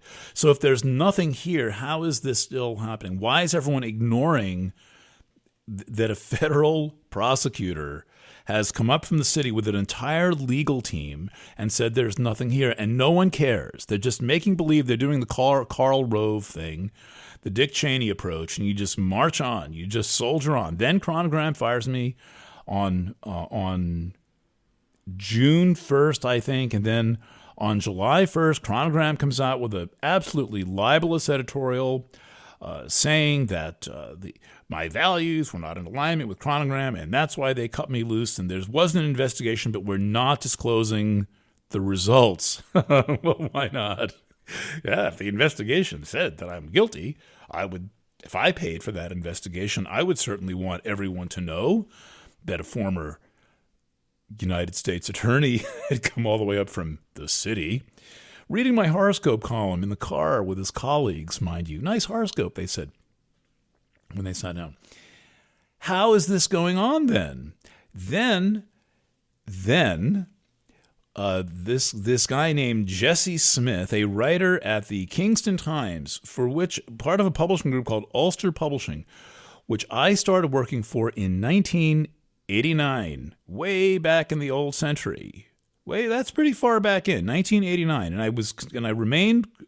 I was a page one writer for the New Paltz paper and the Woodstock paper before there was even the Kingston paper. When I moved back to Kingston, I, of course, started hanging out in the office because I'd worked for them forever. And they're on my street, Ulster Publishing Company, and I worked on a number of stories with Jesse, and the editor of the Kingston Times, a guy named Daniel Barton, was on the board of directors of Chiron Return Incorporated, the owners of this radio program, the nonprofit Pacifica affiliate. He was on the board of directors. And they come out with an article, a series of articles totaling about 5,000 words, repeating every conceivable bit of gossip they can get about me, including how I'm friendly to dogs. One woman claimed, oh God, and they're all under 17. One woman claimed that I asked to pet her dog and that was sexual harassment.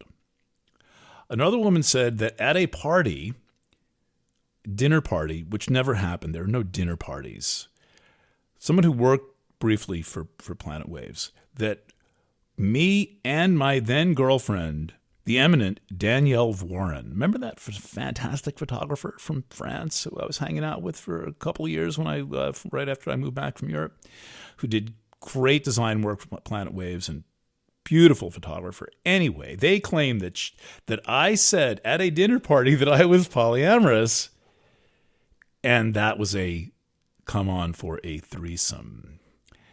That's just what's going in the paper, right? And plus just all this hyperbolic worst abuser in the Hudson Valley and so forth and so on. Well, that's if the worst abuser in the Hudson Valley is friendly to dogs, we're doing great here. That's not what I hear on the scanner. So this is like it would be as perplexing as a snowball rolling down a hill in Alabama at the height of summer. It's like, wait a second, where did all this snow come from? There seems to be a snowball rolling down the hill, but it's 95 degrees. What's going on? That's one heck of a snow machine. Well, yes, actually, in fact, it was a snow machine. So what I put together over the past few days, and then Cindy Ragusa, the amazing, hands me the last piece of the puzzle yesterday. The whole thing with the letter to the editor was in Chronogram claiming that I had consensual sex was not written by Dana Barnett. It was written by Julie Novak, a former Chronogram editor, by which I was distracted. She's also the recipient of what appears to be majority funding for her nonprofit from Novo Foundation, Peter Buffett. Huh. Okay, that's interesting. What about Chronogram? Well, the very next year, they were given some grant of an undisclosed sum of money to start what's called the River Newsroom. So they went after they did their thing and declared me guilty and fired me after the investigation had said that there's nothing here. They collected their money and started the River Newsroom. Progressive-y kind of a newsroom in the sense we think of it today. Well, anybody else? Yeah. How about Dan Barton and Jesse Smith, the writer-editor who put this this just almost satirical expose that no one proofread. It's got like one typo per paragraph, more than me. They were given $32,000 the next year to start their own thing. They left the Kingston Times and started a thing, or joined a thing called the Kingston Wire, that was given $32,000 by Peter Buffett, Novo Foundation. We are going 545. TMI Institute, 6 digits. Omega Institute, 6 digits, up to 7 possibly, up to $1 million. 7 digits, millions of dollars invested in Radio Kingston, followed up by Chronogram getting an undisclosed sum of money to start a newsroom, and then Jesse Smith and Dan Barton getting $32,000 to start The Wire, to develop The Wire, this website that's supposed to be a community website. Well, how about that? So I'm wondering, I made the Buffett connection in my initial coverage. It's right there, maybe in the first or second article on the Wicked Game series. If you're curious, Google Wicked Game by Eric Francis. It'll come right up. I mentioned Buffett. Buffett has to deny it. But no, it turns out every single entity that had a stake in this, they were all getting money from the same person. That was the momentum. That was how they could sustain a Me Too based on somebody allegedly saying they were polyamorous. This person, by the way, invited me and Danny to stay with her in a home at the Sundance Film Festival. We had all of our travel arrangements made. Thinking, wow, we get to just hang out anywhere near the Sundance Film Festival?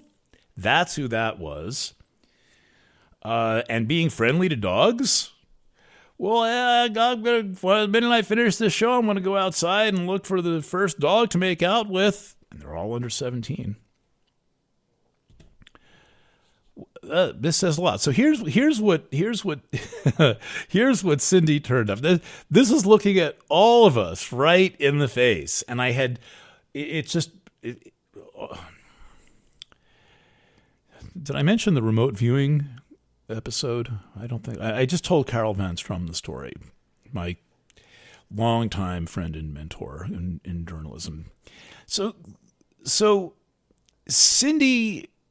I put all these pieces together in a memo to Cindy. Tice Ragusa, I love you.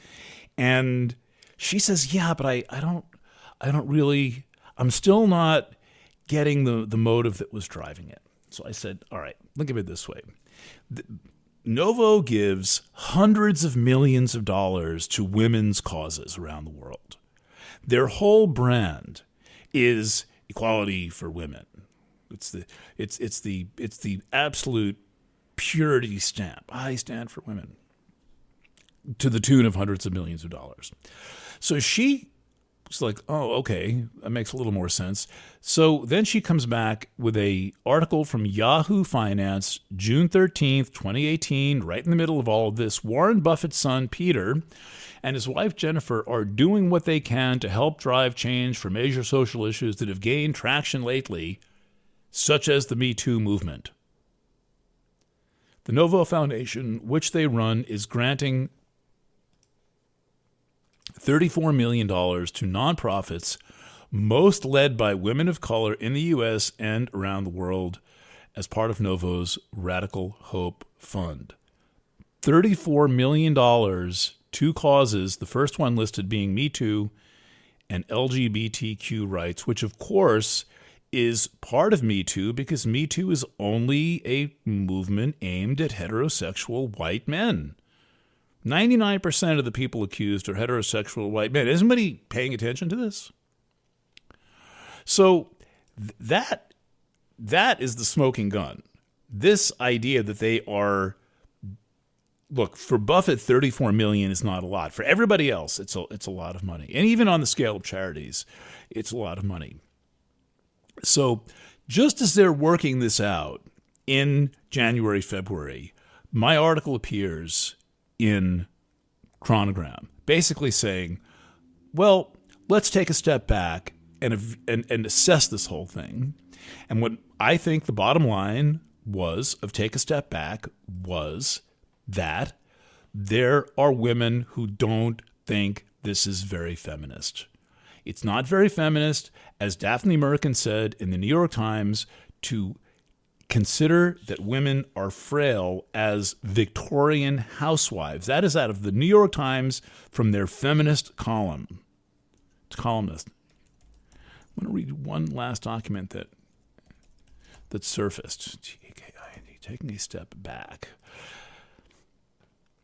So I had the option to bring some lawsuits against these people. And the libel suits are doing pretty well, actually. The Bad Men in Media case against the woman who started an Excel spreadsheet, which suddenly had like countless pedigrees, that anyone could add anyone else's name to this spreadsheet, and then they would just lose their agent and get fired on the spot. This is how bad it was. They had to pay There's the actor whose name I never remember. I should remember his name. It's not my whole scene. He won his libel suit against his ex-partner or ex-wife. There have been other libel suits. But libel in the United States is an extremely difficult cause of action owing to the First Amendment, which guarantees the right of free speech. And it sometimes seems like the only people who actually have the right of free speech are those who lie about other people and commit libel. But I within my statute of limitations, I purchased index numbers to bring lawsuits against two different parties. And using an extension in the law, a service extension, a 90-day service extension, I gave myself about a year to make up my mind whether I wanted to bring libel suits against the Ulster Publishing Group and against the Luminary Publishing Group, which publishes Chronogram. And I thought about it, and I'm friends with a retired attorney named Michael Elia, who's very kind to me and answers my legal questions. And I got a copy of the great textbook on libel. I forget the guy's name. I think Sachs. He's an attorney. He's a judge on the Second Circuit in New York. It's considered the absolute bottom line handbook for libel. And one of the things Michael said is there's going to be a 1-year-long legal battle over whether you're a public figure or not, because all the places were ready to take a public figure defense if I sued them. They had their strategy planned. I got one of them to admit this. Soon after I chose to not, I wrote a fantastic complaint against the Chronogram Luminary Publishing people. I work with a lawyer, a young buck lawyer, and we worked together for this. It must have taken us 4 or 5 months to write a civil complaint. We went through like 12 drafts. And I thought, well, no, I'm not going to file this. I don't need to. I had pulled together the resource area. I had 20 references from different people, including radical feminists, saying this is completely ridiculous. Midwives and friends and employees saying this is completely ridiculous. And I thought, nah, I'm not going to bring this case. I don't want to be married to these people for the next 4 years. Well, what happens next? Someone named Lee Wojciechowski, who I knew, came out of the woodwork and emailed me one day and said, all right, let's talk. Like, oh, that's interesting. So we met at Peace Park. This is in October 2019. Peace Park's a little park in my neighborhood. We had a conversation, and she said, look, I was supposed to help you journey truth, my 105-year-old most avid fan who has since passed away, for whom she was a home health care aide, said, you've got to go help Eric. So she went and she meets these people and she joins them instead of helping me. And finally, she decided that it was troubling her conscience. And she had betrayed Journey Truth. She betrayed me. My name is Lee Wojciechowski. I'm originally from the Hudson Valley. I identify as queer, non-binary, and I consider myself an intersectional feminist. With considerable effort over many months, I managed to work my way into the life of Eric Francis Coppolino. I was a fan of his work and wanted to meet him and be his friend. I was in his life by my own choice and my own free will. At no time did he seek me out. By the way, she abused her privilege at a bookstore and got my contact through the database in a bookstore, which would be considered predatory behavior by a man.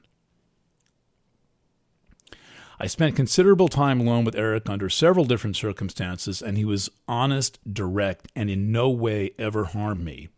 I have never seen Eric engage in any inappropriate behavior or misconduct.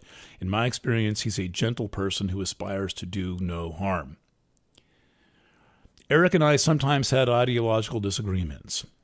Like other locals who identified as feminists, I was angry about his article, Take a Step Back, published in Chronogram. This article called for the equal treatment of male and female abuse survivors and called out the potential false accusation problem in the Me Too movement. My anger at the article was based mostly on its premise as I perceived it rather than the content, i.e., she was making shit up, and so was everyone else. The article's there for everyone to read. So she works as an organizer for Me Too Kingston. She says, there were no other targets. I attended several meetings, the purpose of which was to get Eric fired from all of his jobs. The goal was to destroy his career. At that time in my life, I was wounded and hurt. I saw the need for someone to step in and address the situation from a restorative perspective, but I couldn't muster the energy to do it. It was much easier and, frankly, more soothing to my ego to go along with the attempts to annihilate Eric. The consequences of the campaign have been detrimental. The meetings were organized by Hillary Harvey. Now I understand Hillary did not even know Eric, nor was she ever harmed by him, etc., etc. I will post this from the program's page. So there was nothing except anger at an article which said that, well, the women in my community, which is a worldwide community, do not necessarily agree with these tactics. They're made very nervous by this. And so too is Daphne Merkin, and so too is Margaret Atwood, etc. But they were still able to do this. And now we find out that it's only because there were organizations that in total were receiving millions of dollars, where there was a central theme of essentially women are victims type feminism. And if they weren't already getting the money, as in the case of Chronogram and the Kingston Wire, Jesse Smith and Daniel Barton, they were going for the money because everyone knew that Buffett was in town writing checks for $300,000 here and $1 million there and $250,000 there and $30,000 there.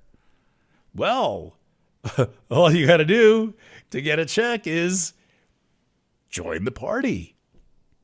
Case closed. But I'm not sure if I began with my story of the corporate espionage angle. This is essentially corporate infiltration. When all this was happening, I had, with Carol Van Strom and Peter von Stackelberg, just that year, published what are called the Poison Papers, approximately 150,000 pages of Dow, Westinghouse, Monsanto, General Electric, EPA documents to the internet. They're on 3 locations. In the 4th location, I've got them on paper. Then they're on the Columbia University archives. They are in Document Cloud. They're many places. I have other exposures. I was uncertain whether this was some kind of act of corporate espionage or retaliation associated with my work on dioxin, which is effective. The recent school case, which I haven't talked about, where I think $1 billion was taken from Monsanto, used the very documents that I put on the internet. Okay. So someone wrote to me and said that they had a remote viewing experience of Julie Novak, who threw the first stone, talking to a man and getting her instructions. Now, that doesn't prove anything. But what it did was it instructed me to keep the door open to the possibility of corporate infiltration and espionage. And I had that down to a 1% possibility because we went over that whole issue quite thoroughly, and we could find no infiltration from the usual suspects: Dow, Westinghouse, Monsanto, GE, etc., New York State Department of Health, which has probably forgotten about me. But I left it open 1%. Well, then, suddenly, the lead came when I was sitting in the diner about a week ago, and someone I've known for many years who was involved with the local Democratic Party, I was sitting alone at a booth next to their big meeting. When the meeting was ending, he sat down next to me, and somehow we got on the topic, and he said, there was an email that circulated after the election where a candidate named Sharista, one of these progressive newcomer candidates, beat a long-term Democrat candidate, state assemblyman. He was running for re-election. It's a 2-year thing. It's brutal. and she beat him. And the memo was by a Novo insider who said that the money from the Novo Foundation has gone to so many groups and so many governments that it is impossible to have a meeting where there are not multiple conflicts of interest at the table. Now, I have not seen this memo. I am going to try to get this memo. It was an email circulated privately. It is not on the open internet. If you happen to have it, please get in touch. But it was enough to alert me to the fact that these Novo-funded groups act in unison. It is a cartel. It should be investigated by RICO because it is manipulating things like public elections. And none of these groups were listed as contributors to the Sharista campaign, but they all acted in the community to get a result. And I'm certain this happened with another candidate, another candidate recently. So I'm like, oh, wait a second. You're saying that I'm calling this the octopus email. I don't have it yet, but it's already got a title because I kind of have a sense of what it's going to be. It was characterized to me by someone who read it. And I know him well enough to evaluate his words. It got me going, and I start looking for this memo on the internet. And in the process, I start to find all of this other stuff. So this, and mind you, where is that $34 million supporting the Me Too campaign going? That is a lot of money. I am unlikely to ever make or have that much money in my life unless one of the many people who says they want me, if they had a fortune, they'd leave it to me. Somebody might. But come on. $34 million? Where is that going? This is a dark money campaign. And plus, locally, the money went to a radio station, a newsroom, another newsroom, and then Omega Institute's not a newsroom, and nor is TMI. But 3 of the 5 organizations were potentially accreditable news organizations. And that's the story. I think we need to pay attention to how these things happen. And remember that if it ever seems, I mean, this is a theme of Planet Waves FM. If it ever seems that everyone just agrees on something and that's it, maybe there's a problem. Everyone just agrees. For me, COVID, one of the things that really tweaked me was when we had Amy Goodman, seemingly far-left lunatic fringe, and Fox News, far-right lunatic fringe, agreeing on an issue. Like, there is something wrong with this picture. So when you see everyone agreeing on something and then anyone who says anything in dissent is silenced or called a racist or a rape apologist or some categorical name given to them, that's a good time to put your ears on, as they say down in Australia. Keep them on. All right, that is my program for you tonight. Thank you again for joining me. Your feedback is warmly welcome here. You can leave it in the comments on Substack, leave it in the comments on Planet Waves FM. You can reply to me, or you can write to me at efc@chironreturn.org.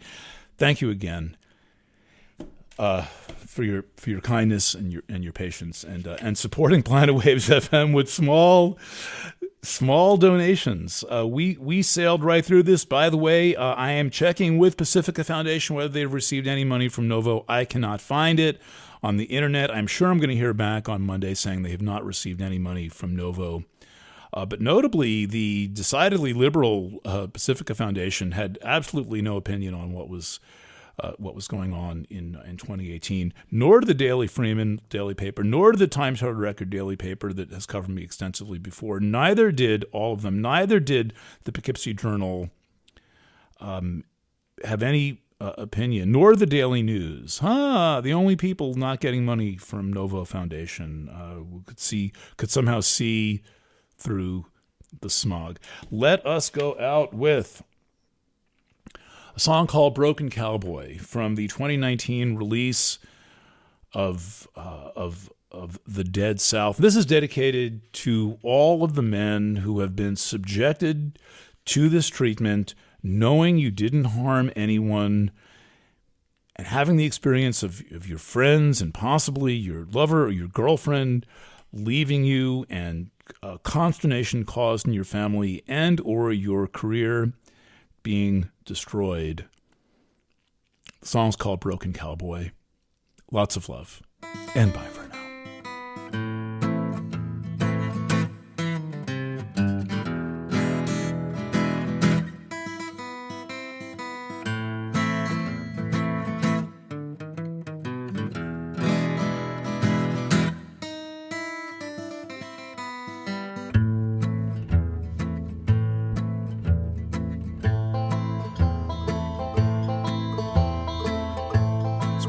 Dark, dirty road, but a pocket full of gold. And I've been out here now, all on my own.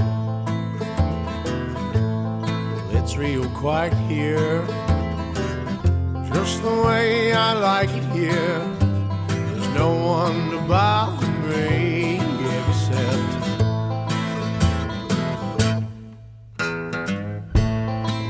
1955, born into a dealer's pride. I laid my head on that Milligan Creek bed. When I was a young man, I helped build this land. Oh, I put down these rails as a sepia man. Thought I'd live forever with my heart in my pocket, oh my gun by my side, and my feelings in a locket. That was a cold year in '77, but I married my wife. We had 2 kids. Gave her a daughter, she gave me a son. No, we rode those damn horses until we had done. Fists still like flying, doing things for dying. No, I should have put that old gun away. But I am a broken cowboy, and I don't feel right no more, 'cause I am a broken cowboy.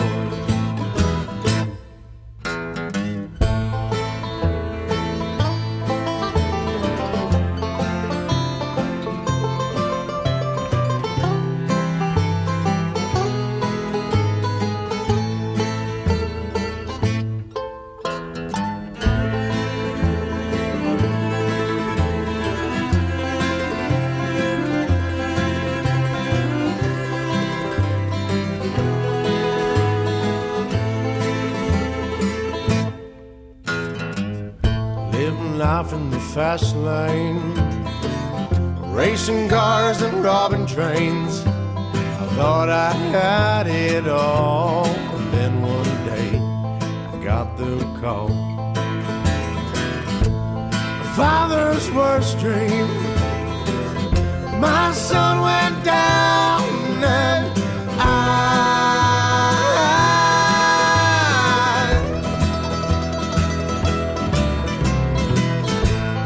colors deceive me as I see gray. Oh, you cut me down with those cold words you're saying.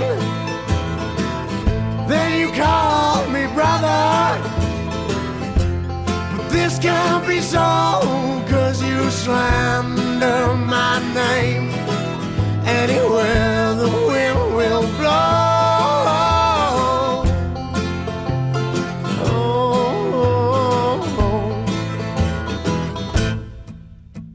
But I am a broken cowboy, and I don't feel right no more, 'cause I am a broken cowboy. Yes, I am a broken cowboy.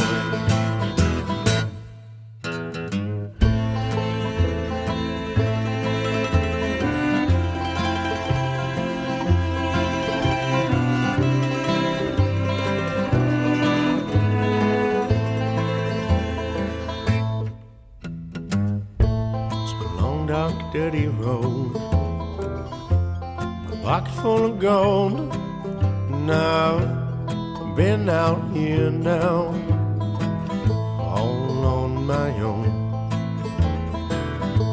Well, it's real quiet here, just the way I like it here. There's no one to bother me except